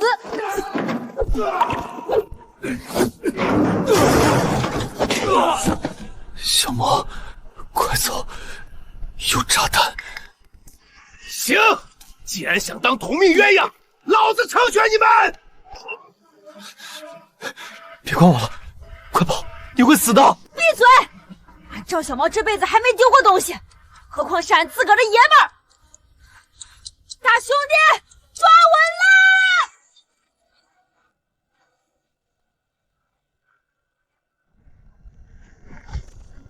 妈呀！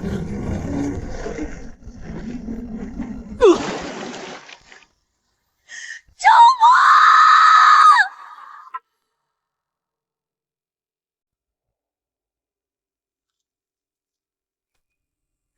周末，你醒醒！你别吓周末！周总，赵小姐，快救人，把这石头给俺抬起来！周末，周末，往哪儿跑？你这黑了心肠的小兔崽子！救护车！快叫救护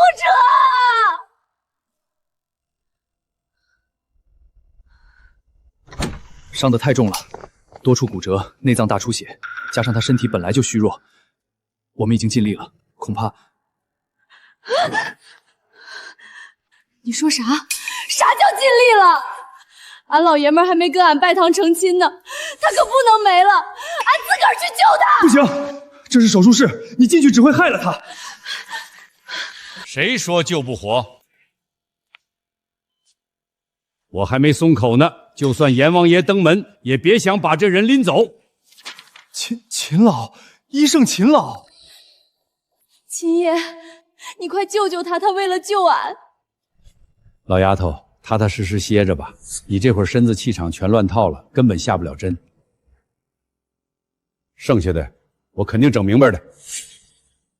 赶紧给我老头子拿一套银针，再备上这几味草药，麻溜点儿。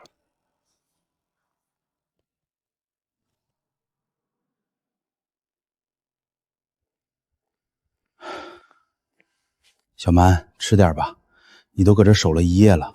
俺不饿，俺要等周末出来。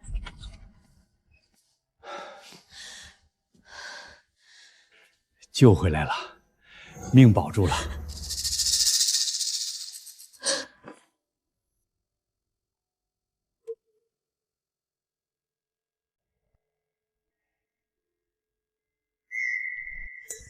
大兄弟，你醒了，你可吓死俺了！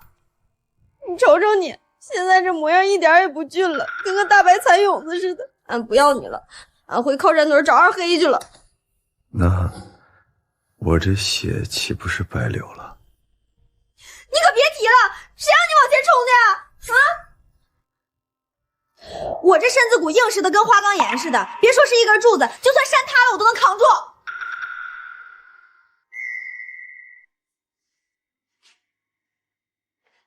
你这病歪歪的，瞎掺和啥玩意儿？因为你是我唯一的家人，我得保护你。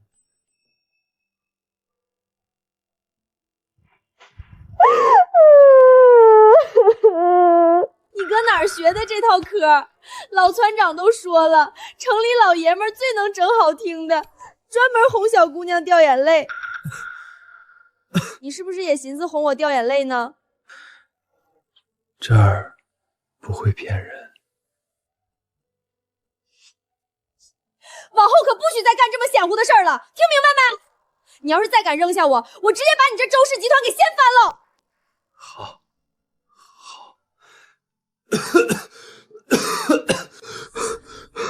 周末，你咋的了？秦爷，快来呀！坏了，这心骨受了重伤刺激，提前发作了。一定是周家那帮坏东西。这蛊毒邪乎的不行，也就萨满巫医的老法子能治。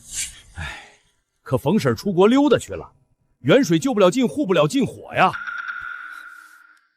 冯婶不在，俺来。俺从小跟着他，还不信整不死这只破虫子。爸，那周末命硬的跟铁疙瘩似的，整栋楼都炸平了，他居然还是没断气。赵小毛把秦老根给请去了，人已经救回来了。废物，连个半死不活的病秧子都解决不掉，我养你有什么用？但身上那子母噬心蛊可不是吃素的。重伤之下气血大飞，正是蛊毒爆发的最佳时机。我已经把西南那位苗疆大师请进暗室了。今晚子时一到，任谁也保不住周末那条命。别再让我失望。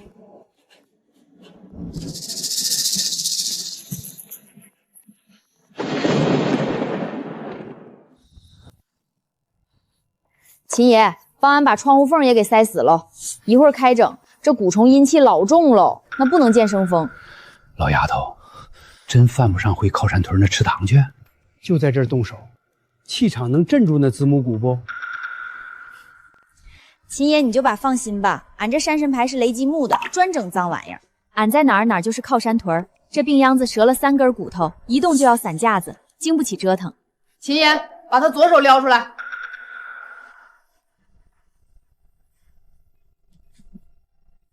子时一到，蛊虫最是闹腾。秦爷，等我把这蛊虫引出来，你拿银针把他山中穴牢牢按住，千万别松，可别让那虫子吓着往心口里头钻。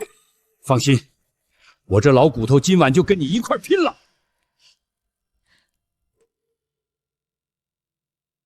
子母同心，寻气归巢。大师，他快死了吗？母蛊已造，子蛊必乱，今晚谁也救不了他。坏了，蛊虫被催动了，疯了似的往心口窝里钻。秦爷，赶紧封住他耳后的翳风穴，别让这玩意儿钻脑子里去。敢在俺老爷们身上撒野，也不打听打听这是谁的地名。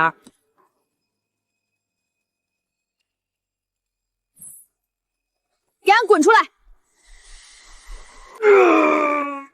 就是现在，麻溜滚出来！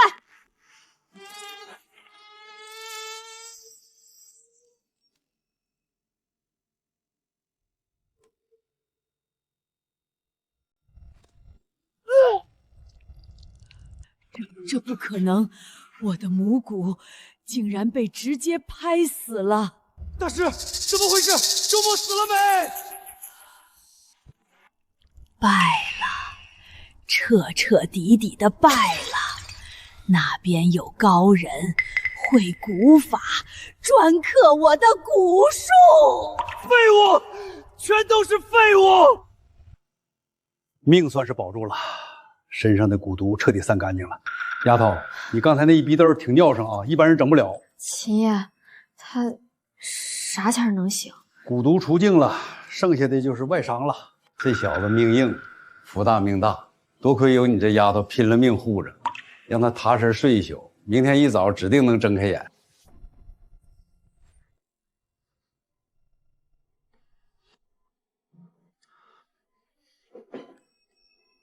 大兄弟，你要是真点了，俺也养着你。以后再胡了吧吵的不拿命当回事儿，俺铁定不勒你了。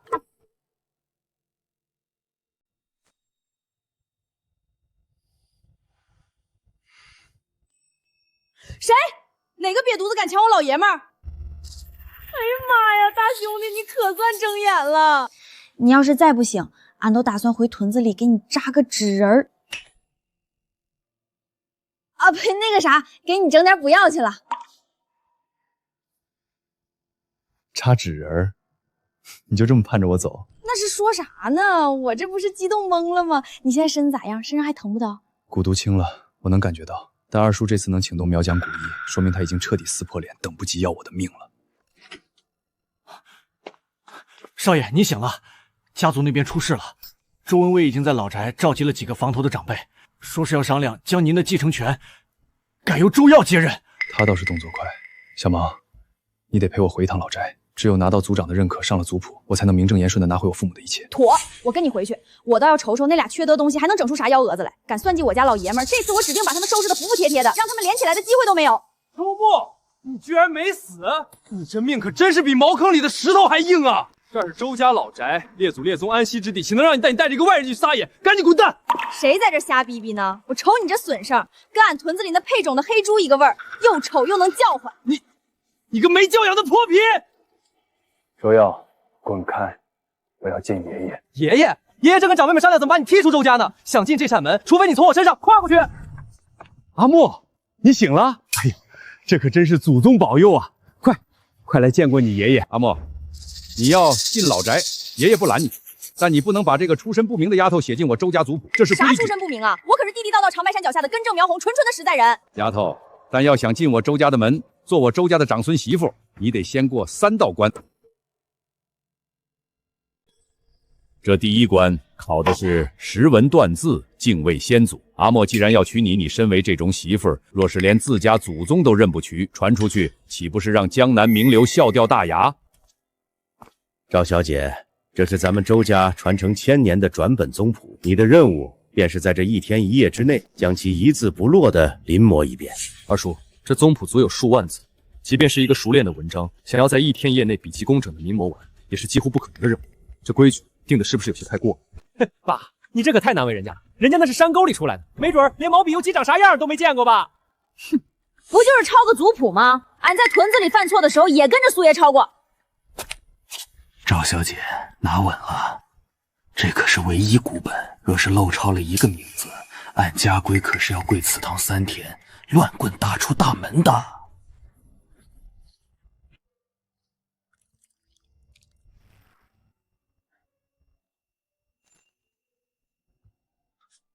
小挠，休息一会儿吧，我来帮你写。不行，这事儿你别管，这是爷爷给俺的考验。俺要是整虚头两脑的那一套，以后咋在这宅子里抬得起头？你赶紧去养身体，别在这磨叽。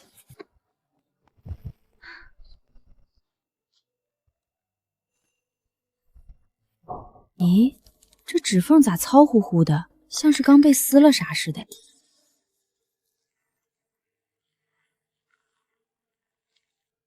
爸，你可真聪明，那土包子肯定不知道最后那3页族谱被你给撕了。明天一早，他交上去的临摹本里少了这17个名字，就是对祖宗的大不敬。到时候，老祖宗一定会把他赶出家门。到那时候，周末那小子的继承权也就彻底泡汤了。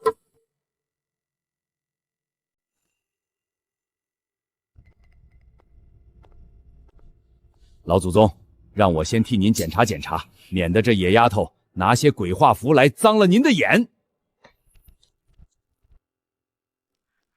不对，老祖宗您快看，这抄本写到您的名讳就戛然而止了，后面文字背的整整17位叔伯名讳，他一个字都没写。赵小苗，你居然敢漏抄整整3页祖宗的名讳，你这是眼里没祖宗，诚心想咒死我们周家这一辈人啊！赵小蛮，你还有什么话好说？漏抄祖宗名讳，按家规，该当何罪？乱棍打出！老祖宗，赶紧把他赶出去！急啥呀？这人还没死呢，你就急着奔丧啊？老祖宗，俺确实没看到那最后3页，但俺在屯子里跟着苏爷抄族谱的时候学过，这大户人家的取名那都是有讲究的。讲究？你一个乡野来的小丫头，懂个屁的讲究！中原这些传承100年的大家族，取名规矩都是跟着古礼走的，按5行相生排辈，父子一代，一个五行，循环往复。爷爷，您看，太爷爷是树字辈，属木；您是明字辈，属火。木生火，火生土，所以您儿子这一辈儿，也就是周末他爹那一辈儿，名字里必须得带个土字旁，对不对？属土的字儿，无非就是元、尧、归、坤、成、唐这些。周末他爹叫周文元，对吧？那么后面应该是周文尧归、周文归、周文坤、周文成、周文坡。连我那个刚出生3天就夭折、姻缘连墓碑都没立我的弟弟周文坡，他竟然都写出来了。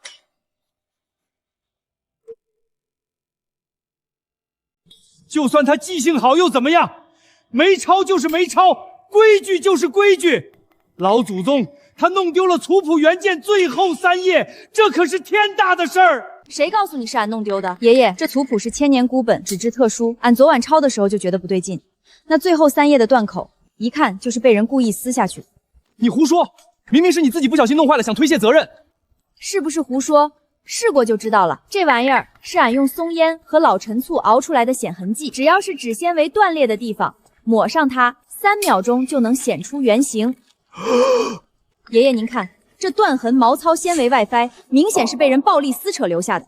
要是自然脱落或者不小心弄坏，绝对不是这个样。这能说明什么？说不定是你自己撕的，想栽赃陷害。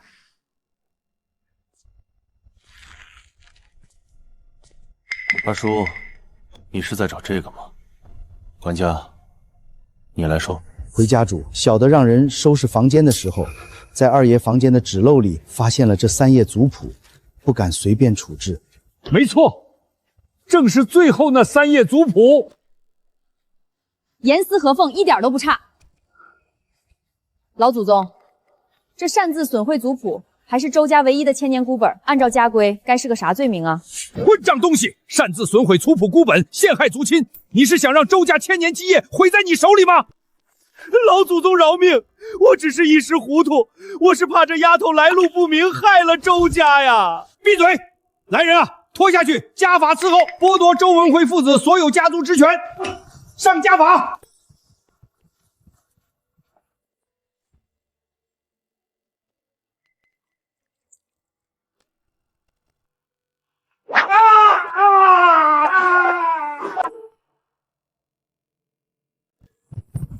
行了，头一关赵小蛮这丫头子算是整明白了。搁这第2关呢，管家理事儿。明儿个晌午，咱家得整一桌席，族里36位长辈都要来吃这顿家宴。打从采买开始到洗菜做饭，让赵小蛮自个儿扛下来。这一找活，有哪个长辈挑出一点不是，就算你栽了。我爷说的没毛病，管家理事儿可是周家媳妇儿的老本分，要是连顿饭都鼓捣不明白，还当个屁的少奶奶？可不是嘛，爸，这关最能瞅出一个人啥成色。他要是真能整明白，咱们大伙儿都心服口服。成，不就30来号人吃饭吗？爷爷你就把心搁肚里，明儿保证让各位长辈吃得舒舒服的。小娘，这事儿怕没那么简单。放心吧，啥事儿有我呢。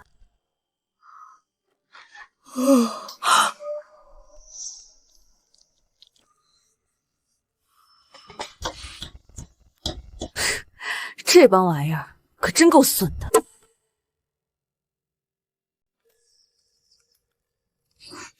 赵小娘，我可好心提溜你一句，离晌午没几个点了，你要是整不出晌午饭，就麻溜卷铺盖滚回你的穷山沟。哟，周大少爷还有空上我这嘎悠来？咋的？家里鞭子没喂足你啊？还想搁这加个餐？哼，死到临头还嘴硬，我看你对着这一地烂菜秧子能变出啥花来？嗷！小蛮，这玩意儿压根没法做饭，我刚让人去外边集上筹了，二叔他们早打好招呼了。方圆10里菜贩子今儿个1颗菜都不卖给咱，要不咱上更远地儿买去？甭费那劲了，他们能把厨房祸害成这熊样，指定把啥都安排妥妥的了。咱前脚出门，后脚他们就能把最后一点火种都给灭了。瞅见没？有这些玩意儿，再搭上地上这帮宝贝，够使了。周末帮俺烧火，这大肠得翻过来倒过去洗个10来遍，把那股子骚气揉透了才成。小蛮，我可地窖最底下那个发霉的坛子里翻着半坛子老酸菜，还有几根被杂物压住的大骨头。哎呀妈呀，周末你可真是俺的福星！这老酸菜可是灵魂啊！今儿个俺就给这帮老家伙给露一手，让他们知道啥叫正经东北菜。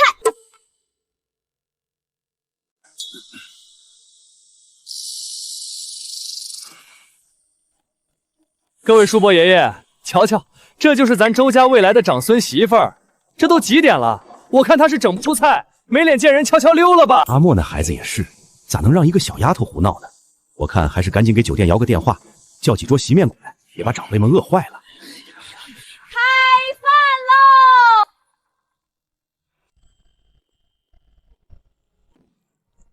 这是啥吃法？连锅都端上来了。这叫杀猪菜，大锅菜吃的就是个热乎劲儿。爷爷，各位长辈，甭客气，麻溜趁热乎吃。咱周家啥门第？你竟然让我们用这玩意儿吃饭？还有这猪血，这哪是给人吃的东西？哼，羞辱！当年闹饥荒逃难那阵儿，老子连这塑料袋都没得用，抓着树皮都能活命。如今日子过好了，你们这帮小崽子反倒忘了本了。我看这碗筷挺好，干净利落，香，太香了！这肉肥而不腻，这酸菜够劲儿。酸菜炖大骨上来了，各位长辈管够吃。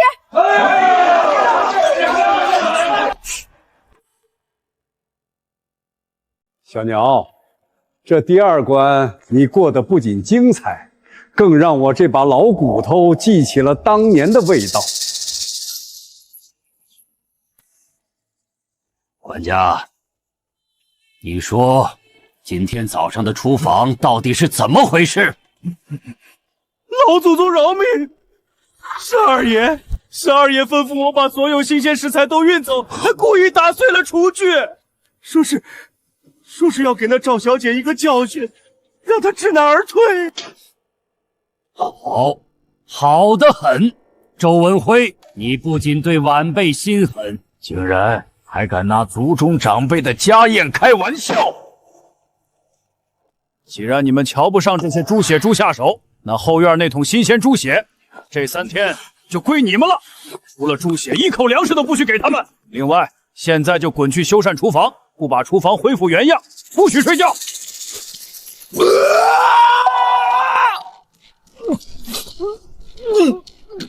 小脑，前2关你都过得极好，但这第3关才是最难的一关。我要你去苏家，把他们压箱底的那幅百年苏绣《百子千孙图》借来。借不到，还是不能入宗谱。老祖放心，小苗一定把《百子千孙图》借回来。爷爷，您为什么非要这幅《百子千孙图》不可？你不必多问，我当年和苏老太有些恩怨，这幅《百子千孙图》我一定要拿到手。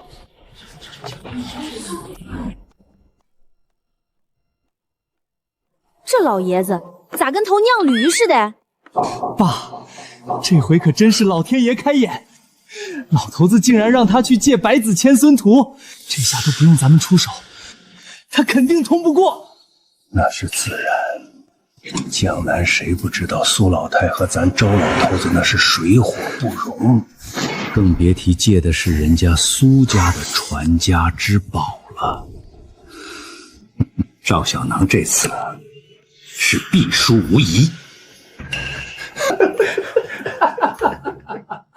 2位请回吧，我们老太太说了，朱家的大门不见周家之人。哎，大叔，俺们不是来闹事儿的，俺们是真有急事儿，想见见苏老太太。不管什么事儿，苏家都不欢迎你们，走吧。大兄弟，这周老爷子当年到底是干啥缺德事儿了，让苏老太太这么恨他？不会是周老爷子把人家给甩了吧？我也不知道，我看这架势，爷爷确实是给咱们出了个死题。指望他是不行了，俺倒是想到了一个人，走，咱找他去。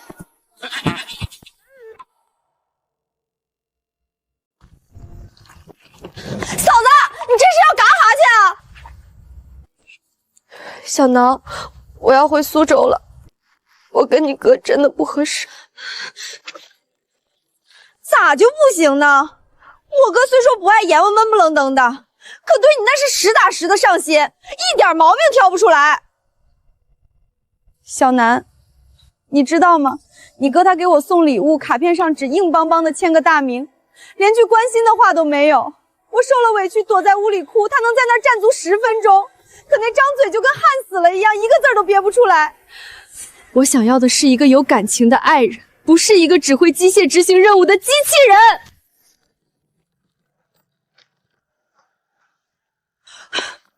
大哥，你倒是吱一声啊！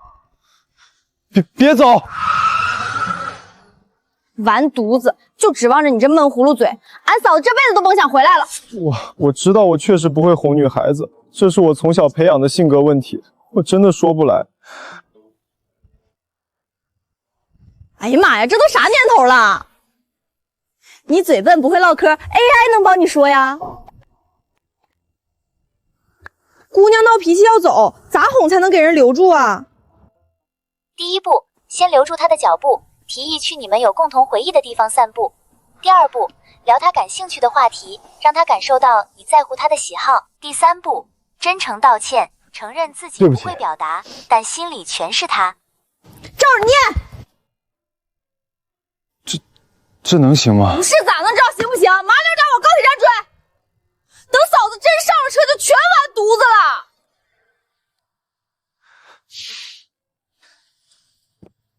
了。真是块榆木疙瘩脑袋，比周末还闷还死板。你干啥玩意儿啊？我可没那么木。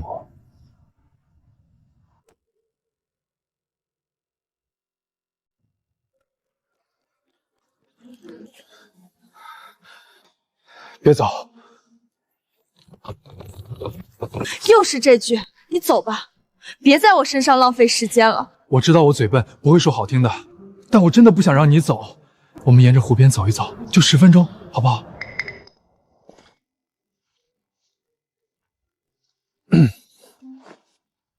？AI， 我身边的女孩子很生气，我该怎么办？要不试试主动递个小玩意儿，比如你桌上的薄荷糖。我们俩在散步呢。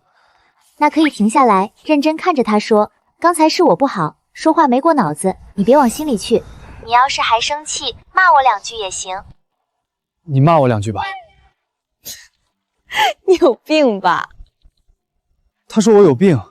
那你就笑着回，是有点相思病，一跟你待着就犯，用点小幽默把氛围拉回来。你滚！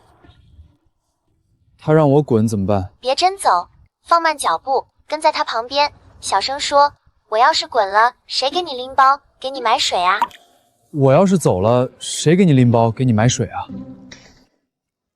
这主意谁给你想的？小蛮想的。你就跟 AI 学吧。那这办法好用吗？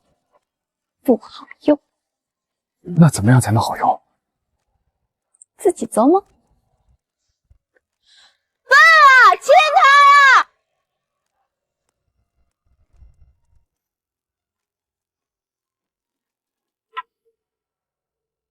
哎呀妈，可算把人给整回来了！行啊，大哥，俺还寻思你得搁那扭秧歌扯嗓子留人呢。小南，谢谢你，要不是你今天给支招，我跟他可能真就错过了。对，谢谢你帮我。谢啥呀？别说那外道话。不过嫂子，俺这还真有个事儿。我爷爷为了我们俩的婚事，给小苗设了3道考验，前2关已经过了，但最后这关是要去苏家借出那幅白子千孙图。俺们连大门边都没站着呢，就让那老管家跟轰苍蝇似的给撵出来了，压根就不给咱开口说话的机会。难怪奶奶最近总是一个人坐在露台上翻旧相册，还偷偷抹眼泪。其实，当年并不是我奶奶不想嫁，我听家里的老佣人提过，当年是周家老族长，也就是周末的太爷爷，逼着周爷爷娶了现在的奶奶，理由是我奶奶当时的出身配不上如日中天的周家。周爷爷当年反抗了很久，甚至闹过绝食，但最后为了家族的安危还是妥协了。我奶奶知道后，一气之下才匆匆嫁给了我爷爷。奶奶嘴上说恨了一辈子，可我知道，她心里从来没放下过。这小老头搁这弥补当年的亏欠呢，早吱声啊！这家伙整的。放心吧，小南，白子千孙图是奶奶当年的陪嫁，也是她最心爱的东西。她最疼我了，明天我陪你们一起去，我去跟她说。得，有苏瑶这句话，这事儿就稳了。瑶瑶，我说过，周家的人我不见。奶奶，他们不是来闹事儿的，就是来看看您。苏奶，这是俺从长白山给您带来的野蜂蜜，还有俺奶亲手做的苏子叶包子，您尝尝。坐吧，我知道你们是为了那幅图来的，别白费力气了。当年他欠我的不是1幅画就能还清的。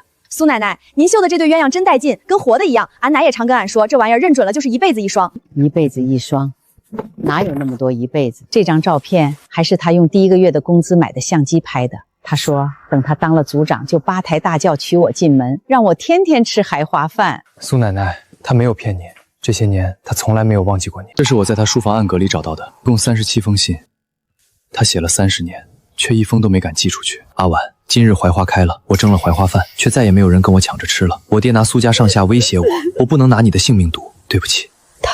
他现在还好吗？他一直一个人住，每年槐花开在院子里坐上1整天。他总说这辈子最对不起的人就是你。明天你让他自己来，我有话要当面问他。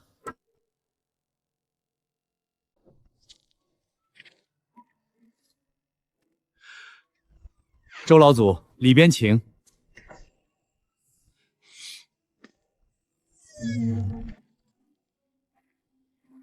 晴儿，明月，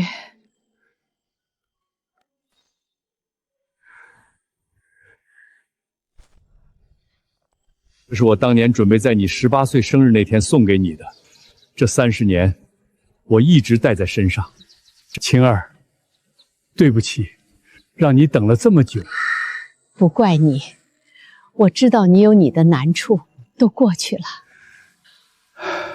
这幅百子千孙图是我母亲给我的陪嫁，现在我把它送给你们，不是借，是送。希望你们能圆圆满满，别像我们错过了一辈子。好孩子，3关你都过了，从今天起，你就是我周家名正言顺的孙媳妇。列祖列宗在上，今日我周明玉宣布，将赵小蛮之名正式写入周氏宗谱，为长孙周默之妻，从此生死相依，荣辱与共。同时，周默正式继承其父一切家族权力，即日起执掌家法。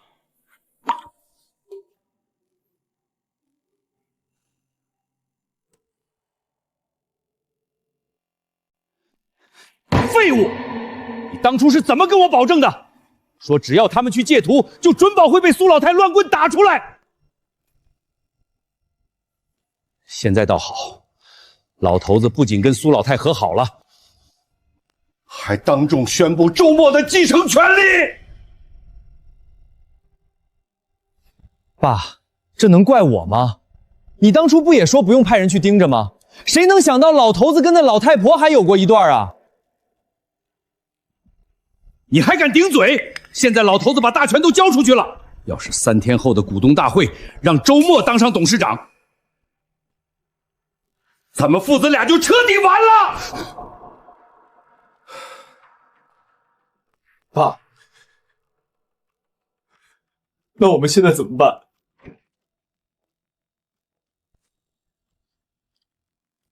周二爷，吵架可解决不了问题。宋婉宁，你深更半夜潜入我周家，想干什么？这里面是宋氏集团和苏氏合作的所有核心数据，还有宋谨言下个月的投标方案。有了它，你们就能在3天后的会上彻底搞垮周默。你为什么要帮我们？因为我恨赵小蛮，只要能看到他和周默万劫不复，我什么都愿意做。说说你的条件。事成之后，我要周氏10%的股份。成交，我会安排人处理掉赵小蛮。但你要记住，这件事从头到尾都与我无关。只要能把周默搞下台，让我当上董事长，别说10%，20%我都给你。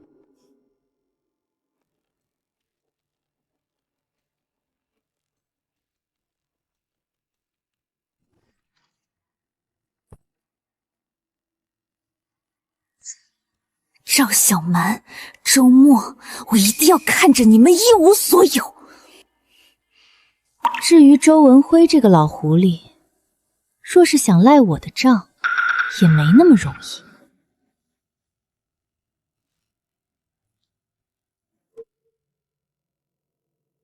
八连，机会我只给你一次，指证周文辉，我可以帮你争取，不然你这辈子都别想出去。想清楚了吗？周少爷，我当初也是被逼的。周文辉答应给我50万，结果最后只给了10万就想杀我灭口。这帮玩意儿的心，简直比黑瞎子还黑。你要是老实交代，把那姓周的干的损事儿都抖了出来，兴许还能争取个宽大处理，别傻呵呵的给那帮坏种顶雷。我说，当年周耀找我放火时的转账和聊天记录，还有周文辉亲口下达指令的通话录音，我都留着。只要能保我一命，我全给你们。小谭，三爷我托国外那帮哥们儿把那老滑头底儿全给扒得明明白白。哎呀妈呀，还得是咱三爷，门路是真宽啊！那可不咋的，周文辉这几年故意把项目造价往高了报，私自动用公司整整3亿7千万。这回看那老狐狸还咋狡辩，一分不落全打去他国外私人账户，每一笔转账记录都搁这了。丫头啊，往后再碰上这种道上的事儿，直接给三爷打电话，可别像上次似的自己个儿硬扛。老村长要是知道这事儿，指定得狠狠收拾我。你这丫头，以后有啥事儿别自己扛。老村长也过来了，他人搁哪儿呢？那老爷子指不定躲哪儿猫着了，等你真用着他的时候，保准自己就冒出来。多谢三爷，明天的股东大会，我要亲手为父母报仇。各位股东，今天召集大家是为了讨论周氏集团未来的领航人。虽然阿莫拿到了继承权，但大家也知道他常年体弱多病，精神状态也不太稳定。为了集团几万名员工的生计，我提议由我正式接任董事长一职，大家有意见吗？我爸为了公司呕心沥血这么多年，论资历论能力，谁能比得过他？我第一个赞成。我也代表宋家表个态，宋家已经决定撤销对周末的所有支持，转而与周文辉董事长达成深度战略合作。荒谬！阿莫是老董事长唯一的亲孙子，又是正统继承人，周文辉，你这就是明火吃仗的抢帮夺权！老家伙，给脸不要脸，再敢多嘴，信不信我让你全家都见不到明天的太阳？现在我再问最后一遍，谁赞成？谁反对？我反对。哎呀妈呀，搁这开派对呢，吵吵把火的。阿莫，你来的正好，不过这里是股东大会，不是你胡闹的地方。就凭你现在的身体状况，还是赶紧回去歇着吧。周文坏，你所谓的资历，就是这几年利用虚增项目成本非法挪用公款3.7个亿吗？伪造，这是赤裸裸的伪造！你为了争权夺利，竟然不惜损害家族名誉！伪造？那你可以看看这个人。你不是被炸死在废弃楼里了吗？怎么可能？这不可能！周爷，周少，没想到吧？我命大，没死。15年前，就是周文辉亲口下令让我放火烧死周末的父母。你这10万是定金，事成之后跑远点，别再回来。你们竟然敢谋财害命！这一拳是替我爸妈打的。小兔崽子，往哪儿跑？给老子老实待着！宋婉宁，戏还没演完呢，你这就急着杀青啊？放开我！我是路过的，根本没关系。事成之后，我要周氏10%的股份。只要能把周末搞下台，让我当上董事长，别说10%，20%我都给你。好你个周文辉，你这是要把周氏集团卖了？吃里扒外的东西，你这是要把我们所有人的血汗钱都给一个外人？去死吧！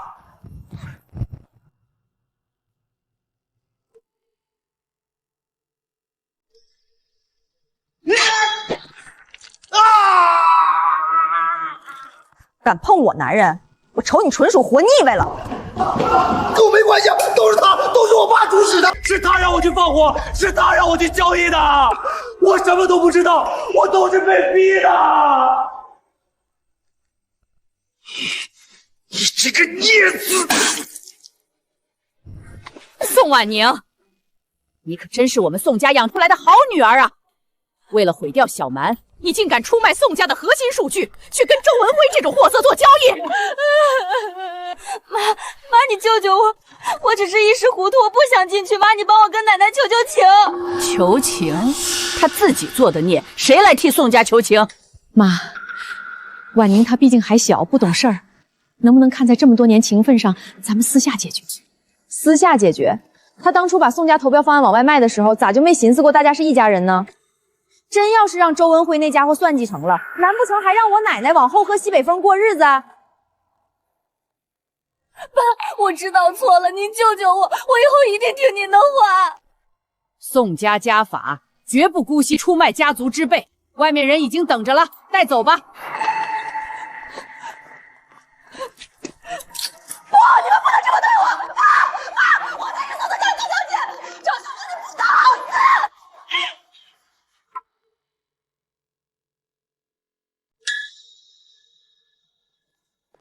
少奶奶，宋家的沈夫人已经在门口站了很久了，说一定要见您。让她进来吧。小蛮，妈求求你救救婉宁吧！判决已经下来了，3年，那是整整3年啊！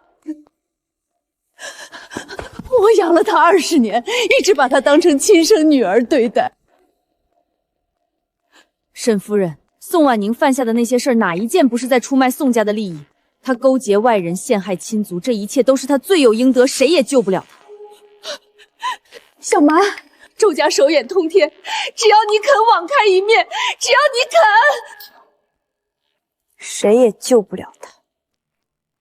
你就大人有大量，饶她这一次吧。毕竟她也是你妹妹，要是真的进去了，婉宁的人生就全毁了啊！你只顾着她的人生，有没有想过我？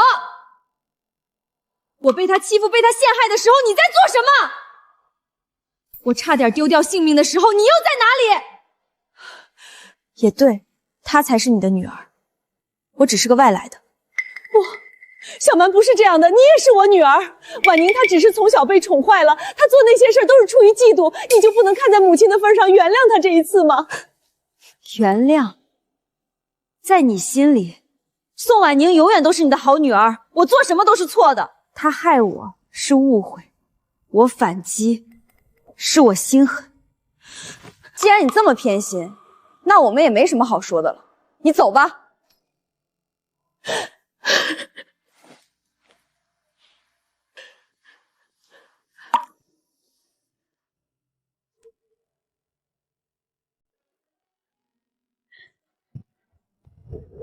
周末还是不是压根儿没人疼没人要啊？傻瓜，你还有我，我会一辈子陪着你。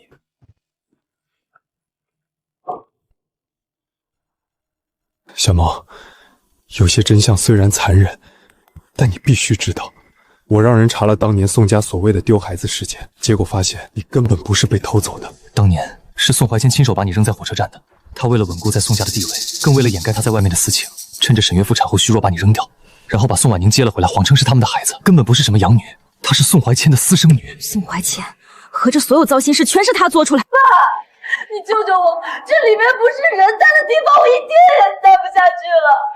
婉宁，你再忍几天，爸爸已经在联系最好的律师团队了，只要这阵子风头过去，爸爸一定能把你弄出来。宋怀谦，婉宁怎么样了？我都听说了，她被判了3年。你当初是怎么跟我保证的？你说会让她一辈子荣华富贵，结果现在她却在里面受苦，你这个混蛋！曼儿，别哭，都是我没用，没保护好咱们的女儿。你放心，就算倾家荡产，我也要把婉宁救出来。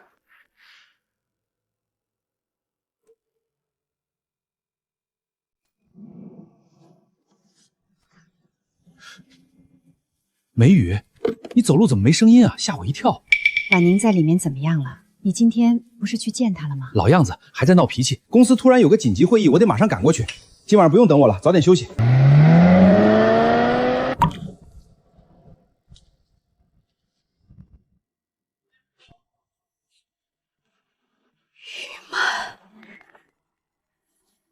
我想起了于曼，是宋怀谦的初恋。妈，你怎么在这儿？妈，这是小蛮让人送过来的，说是一定要我当面转交给您。宋婉宁是宋怀清和于曼的女儿。你听好了，宋怀谦跟于曼压根就没真断过。当年你刚生完孩子，身子虚的直打晃，他俩就瞅准了你没力气争辩，合伙把我一个人扔火车站不管了。完事儿转头就把那娘们的闺女接家里来了，整整20年，你稀里糊涂帮他俩养人家孩子养了20年。妈，你看这些，从20年前到现在，他给那个女人的转账记录、通话频率，他竟然真的敢这么做！还有这份证人证词，是当年火车站的调度员写的。他亲眼看到一个西装革履的男人把襁褓里的孩子扔在了长椅上，转头就走。那个男人就是我一直敬重的父亲。我怎么这么傻？我竟然替仇人养了20年的女儿，还为了他一次又一次的去伤害我的亲生骨肉。告诉你这些，并不是想和你重新做回母女，我就是不想让你再当那个让人耍得团团转的冤大头。小妈，是妈妈对不起你，妈妈对不起你。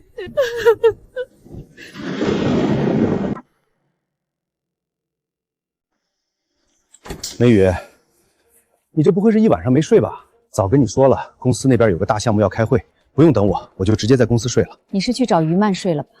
梅雨，你开什么玩笑呢？于曼，我跟她都多少年没联系了？20年前是不是你亲手把小蛮扔在了火车站？你怎么查到这些的？然后把于曼生的接回来，骗我说那是咱俩的孩子。是。你混蛋！那是你的亲生女儿啊！我也是被逼的。当时宋氏集团快要破产了，我必须借助于家的势力才能起死回生。如果我不这么做，全家都得喝西北风。所以你就把才出生的小蛮给扔了？你怎么能这么狠心？我以为他会被好心人捡走的，事实不也是吗？他在东北也平平安安长大了，婉宁在宋家也被养得白白胖胖，对你百依百顺，有什么不好？她根本不是我的女儿，我却疼了她20年，把所有的爱都给了她，到头来这全是一场骗局。宋怀谦，你欠我的，欠小妈的，这辈子都还不清。我要和你离婚，离婚！宋怀谦先生，我们接到多方实名举报，并已掌握确凿证据。你们是不是搞错了？我可是正经商人。于曼已经于1小时前被逮捕，他对所有的事实供认不讳。爸，别在意了。所有的海外转账路径，还有你跟于曼合谋的证据，我都已经交上去了。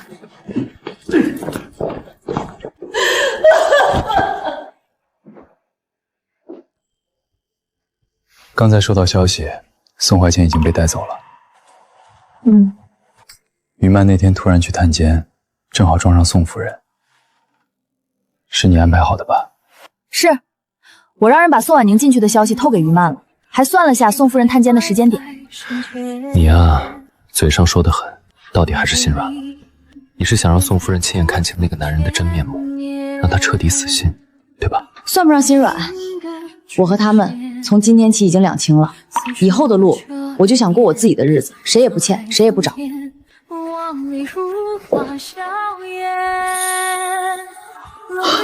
既然两清了，那能不能给我一个机会，陪你走完接下来的路？你这人咋这么会挑时候呢？小蛮，嫁给我，不是为了周家，也不是为了报恩，只是因为我想一辈子守着你这个东北虎妞。那咱可说好，结了婚你就得跟俺回屯子，俺罩你一辈子。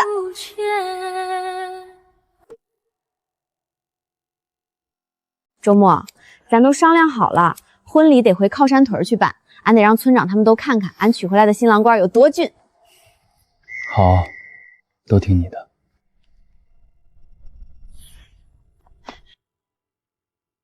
少奶奶，门口有一位姓沈的夫人找您。让他走。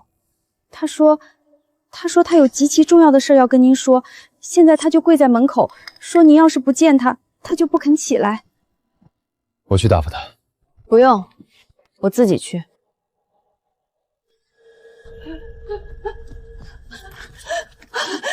小蛮，你走吧，我不想再见到你。小蛮，我知道错了，我真的知道错了。这20年我被那个骗子蒙在鼓里，我对不起你，我没有一天不再后悔，我不该偏心婉宁，不该在你受委屈的时候没有站在你这边，你原谅我好不好？这是我名下所有的财产，还有宋氏集团50%的股份，我都给你，我什么都不要了，小蛮，妈妈只要你认我，好不好？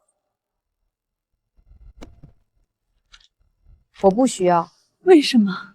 小蛮，这是妈妈的一片心意啊！你后悔的从来都不是扔掉我，你后悔的是自己被骗了20年。你接受不了宋婉宁不是你的亲生女儿，接受不了宋怀谦是个骗子。你现在后悔是因为宋怀谦进去了，宋婉宁也毁了，你一无所有了，才想起我这个被你扔掉的亲生女儿，想抓我当救命稻草，不是吗？不是的，小南，妈妈当年真的不知情。如果宋婉宁真的是你的亲生女儿，如果宋怀谦没有骗你，会想起我吗？你不会，你对我根本没有爱，只有建立在你个人损失之上的愧疚，而这种愧疚我赵小蛮不需要。宋克，以后不要再让宋夫人进来了。妈妈真的知错了，真的知错了。我说周少，你这哪是结婚啊？不知道的以为你是要刑场呢。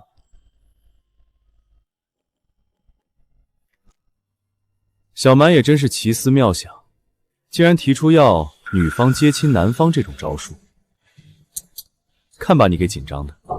小蛮说想回靠山屯办婚礼，就想了这么个招，只要他开心，随他怎么折腾都行。谨言，你快别笑话人家了，等以后咱们结婚，我也要这么接你。那什么，我觉得这种传统文化还是应该发扬光大的。对了，今天你妹妹大喜的日子，连宋赵都来了，你那个从没出现过的二弟现在也不回来？这一季恐怕赶不上了，下一季再说吧。下一季，新娘子接亲来喽！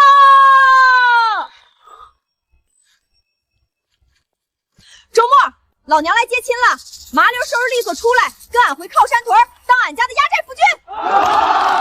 小娘姐，不好意思了，今天我可是受周少所托，想进这道门把咱周少带走，得先过我这关。许少，我看你这皮又痒了是吧？划下道来，啥规矩？规矩简单，想过这道坎儿，得先喝完这3碗白酒。哈哈，就这点玩意儿，你那是瞧不起谁呢？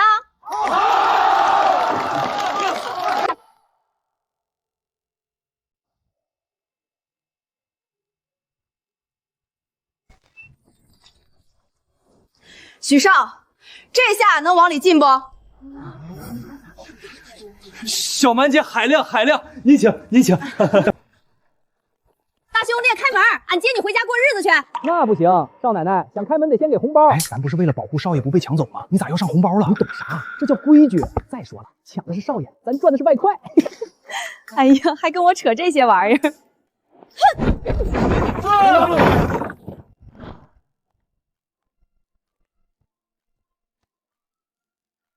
拿着，堵上你们的嘴皮子。得嘞。谢少奶奶赏，您里边请，里边请。磨叽啥呢？走着。小蛮，你放我下来，我自己能走。废啥话？俺接亲，俺说了算。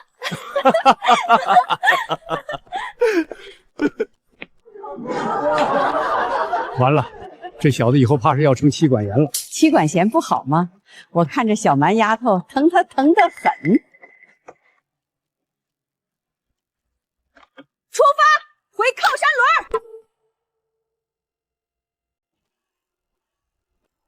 新娘子回来喽！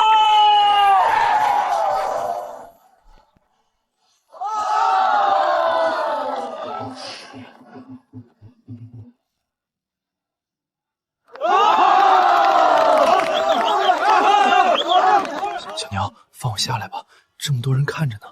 怕啥？俺就是要让他们瞅瞅。俺赵小苗娶回来的爷们儿有多俊！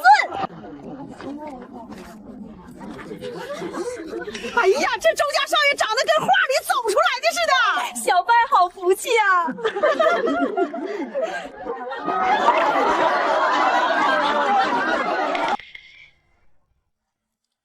咋回事？村长老爷子呢？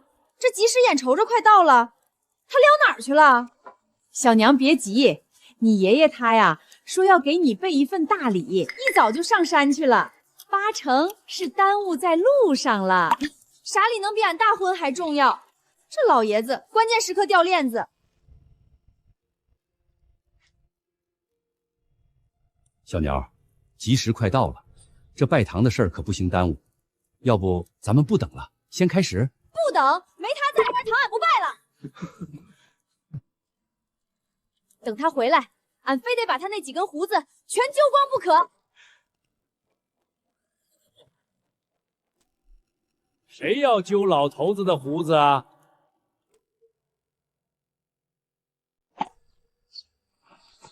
爷，您跑哪儿去了？俺都要急死了。你这丫头大喜的日子，爷爷能不给你备点像样的嫁妆吗？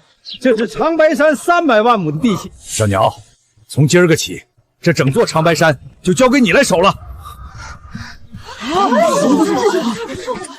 还有这个，这是守卫大夏国界的镇国神帅府的令牌。老村长，难道您是？以前的事儿不提了。小鸟，这令牌你收好。镇国神帅府麾下所有海内外势力，从今儿个以后，只听你一人的调令。爷爷老了，干不动了，往后啊，我就在这屯子里给你们带带娃娃，颐养天年喽。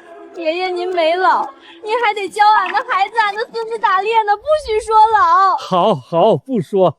大喜的日子，快收了马尿，咱开始。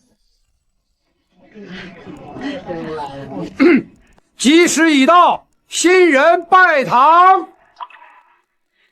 一拜天地！咱小丸这新郎官长得跟神仙下凡似的，真配。二拜高堂。水嫁姑娘，嫁与水嫁少年郎。要想当年夫妻对拜。佳人灼灼少年郎啦，针织不送入洞房。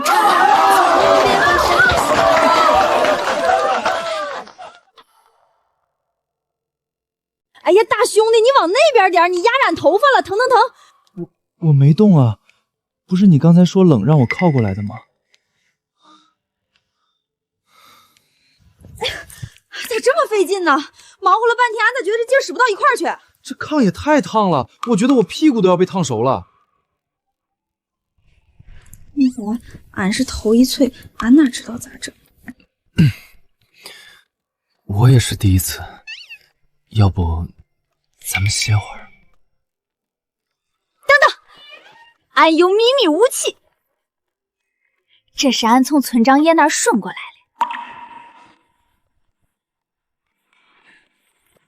听说以前宫里头结婚都是看这个学的。你连这东西都敢偷？村长爷爷要是知道了，非得气疯不可。怕啥？他送俺令牌的时候可说了。这天下你说了算，看这破书有个屁用！纸上得来终觉浅，绝知此事要空行。俺就不信了，凭俺赵小蛮的本事，还收拾不了你。小南，你要干什么？干啥？老娘今天要霸王硬上弓，大兄弟，你就从了俺吧。